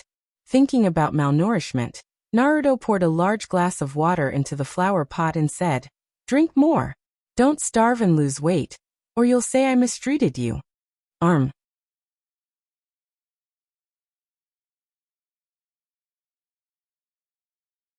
Chapter 243. After the ninja shop, themed pastry shop, and casino were completed, those who received artificial limbs would have jobs. But before they started working, Naruto gave them a systematic service training. They were told to face every customer with a positive, optimistic, and full smile. Before the training began, Naruto gave a speech. Work and personal life must be separated. You cannot let your personal mood affect your work. That would be very irresponsible to your customers. At the same time, you should not let your work affect your personal mood, because punishing yourself with other people's mistakes is a very foolish thing to do. Remember, at work, smiling is just an expression. It has nothing to do with happiness. This is a professional service concept. Because at work, you don't represent yourself, but our brand. And in life, you can laugh or cry if you want. Even if you're unhappy, you can beat them back, as long as you can afford the medical fees. But at the same time, we have a blacklist for customers who are really unreasonable. Once confirmed, we can ban them from using our services. Similarly, we will also set up a customer complaint box. Your customers will rate your service. Those who perform well will be rewarded, and those who perform poorly will have their wages reduced. Well, that's all for now. Next, your instructor will give you a 1-month training. Naruto stepped down from the stage. Halfway through he turned back. Seriously, there should be applause here.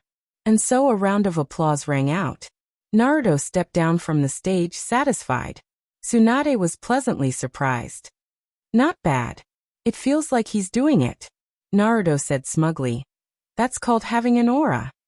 But soon, the crowd became restless. Naruto looked over. It turned out that someone wanted to challenge Gunny. Previously, there were a dozen people who didn't want to live like ordinary people and wanted to return to their old jobs. At that time, Naruto said that as long as they defeated Gunny, everything would be fine. Those people were now shouting that they wanted to challenge Gunny. Gunny looked at Naruto. Naruto said casually, "Don't be too harsh. These are all future excellent employees." Naruto's words undoubtedly stabbed the self-esteem of some people. Then a competition of strength took place. The winner was, without a doubt, Gunny. Tsunade smiled and said, "Their strength is not bad, but defeating that girl is too high a challenge." Naruto asked, "Sister Tsunade wants to recruit these people?" Tsunade pinched Naruto's face. "That depends on what you think. After all, if they really go to the battlefield, their current prosthetic limbs will be their biggest obstacle. Only if you put them in combat-type prosthetic limbs will they be qualified." Then he added, "Recently, the Wood Palace has been short of manpower. There are some less dangerous missions that they can do." Naruto raised his eyebrows. Tsunade had already said so much. What else could he say? Zhouyu was willing to beat Huanggai. Naruto asked those people again, "Do you want to go back to your old business?" After being defeated, a few people became obedient. However, there were still some who expressed their desire to go back to their original positions. Naruto nodded. "It's not impossible. But there's one thing. This is not my decision. I'm not obligated to pay for combat prosthetic limbs." As he spoke, he took out a scroll and handed it to them. "This is a 3-price combat prosthetic limb. You can use your own money to buy it, or you can ask your boss Naruto-sama to pay for it." Tsunade glared at Naruto. She already knew that Naruto was waiting for her. Naruto shrugged. "Research requires a lot of money. I can't do anything about it." Tsunade rolled her eyes again. She then turned to the ninjas who were holding the scroll and said, "Show me the scroll." After reading it, Tsunade almost couldn't help but slap Naruto. First-class combat prosthetic limb. 10 million Ryo second-class combat prosthetic limb. 800000 third class combat prosthetic limb. 500000. Tsunade felt that Naruto was robbing her of her money. It's a blatant robbery. She couldn't help but say, "Are you crazy?" Naruto rolled his eyes and said, "Tsunade-ne-san, although you are my sister and my sensei, you'd better read the details of the material cost. The cost of the materials used for each type of combat prosthetic limb will be marked. At the same time, there are also many project funds for my personal research. Those are the results of my life's research. They are definitely worth this price." It was indeed the result of his life's research. Some of them even cost his reputation, such as the touch system. That was something that had only come out after experiencing many inhumane failures. For this, Big Gunny still hasn't completely forgiven him. Tsunade looked at the details. Naruto suggested, "In addition, there is a second plan below. In Plan 2, Woodleaf will provide the materials directly. This way, the material costs can be omitted. We only need the handicraft fee and the patent fee." Plan 2. First-class combat prosthetic limb. 5 million Ryo second-class combat prosthetic limb. 4 million Ryo third-class combat prosthetic limb. 2,500,000 Ryo. There was also a strange smiley face drawn by Naruto behind the 2,500,000 Ryo. Tsunade glanced at it and felt that it was also expensive. Naruto continued, "There is a third plan if you're not satisfied. Plan 3 is that there are only handicraft fees and no patent fees. The corresponding patent won't be used for the prosthetic limb. Or, Woodleaf can provide the patent. Simply put, if Woodleaf can also research the curse seal that I researched, I'm willing to provide my services for free." Tsunade looked down. Plan 3, First Class Combat Prosthetic Limb. 2,500,000 Rio. Strange smiley face. Second Class Combat Prosthetic Limb. 2 million Rio. Third Class Combat Prosthetic Limb. 1,250,000 Rio. Tsunade felt that it was even more expensive. She massaged her temples and put away the scroll. I'll take this back and study it. I'll give you an answer tomorrow. After that, come to my house. There's something I need to tell you. So 10 minutes later, Naruto followed Tsunade to Tsunade's house. Naruto's heart was a little hesitant. Could it be that Tsunade was angry and wanted to kidnap him? After arriving at Tsunade's house and closing the door, Tsunade asked, "Today, I want to talk to you about the three girls." Naruto nodded to show that he was listening. Tsunade continued, "Do you know their identity?" This sentence seems to have been said by Jiraiya. Naruto replied, "Since Tsunade-san asked me this, it means that Jiraiya-sama told you the information he collected?" Tsunade didn't expect Naruto to answer like this. She raised her eyebrows and didn't deny it. Naruto smiled and said, "Then what is their identity?" Jiraiya also asked me if I knew their identity, but that guy just asked such a question and didn't tell me their identity. I didn't sleep well for several days because of this. Tsunade rolled her eyes, pinched Naruto's face and said, "Little rascal." Naruto-e. Tsunade thought for a moment and said, "Jiraiya didn't tell you because it involves a huge underground organization." Naruto nodded obediently and asked curiously, "What organization?" You're tuning in to the Earbook Haven YouTube channel. Don't forget to subscribe and join us on this journey to catch the most captivating stories.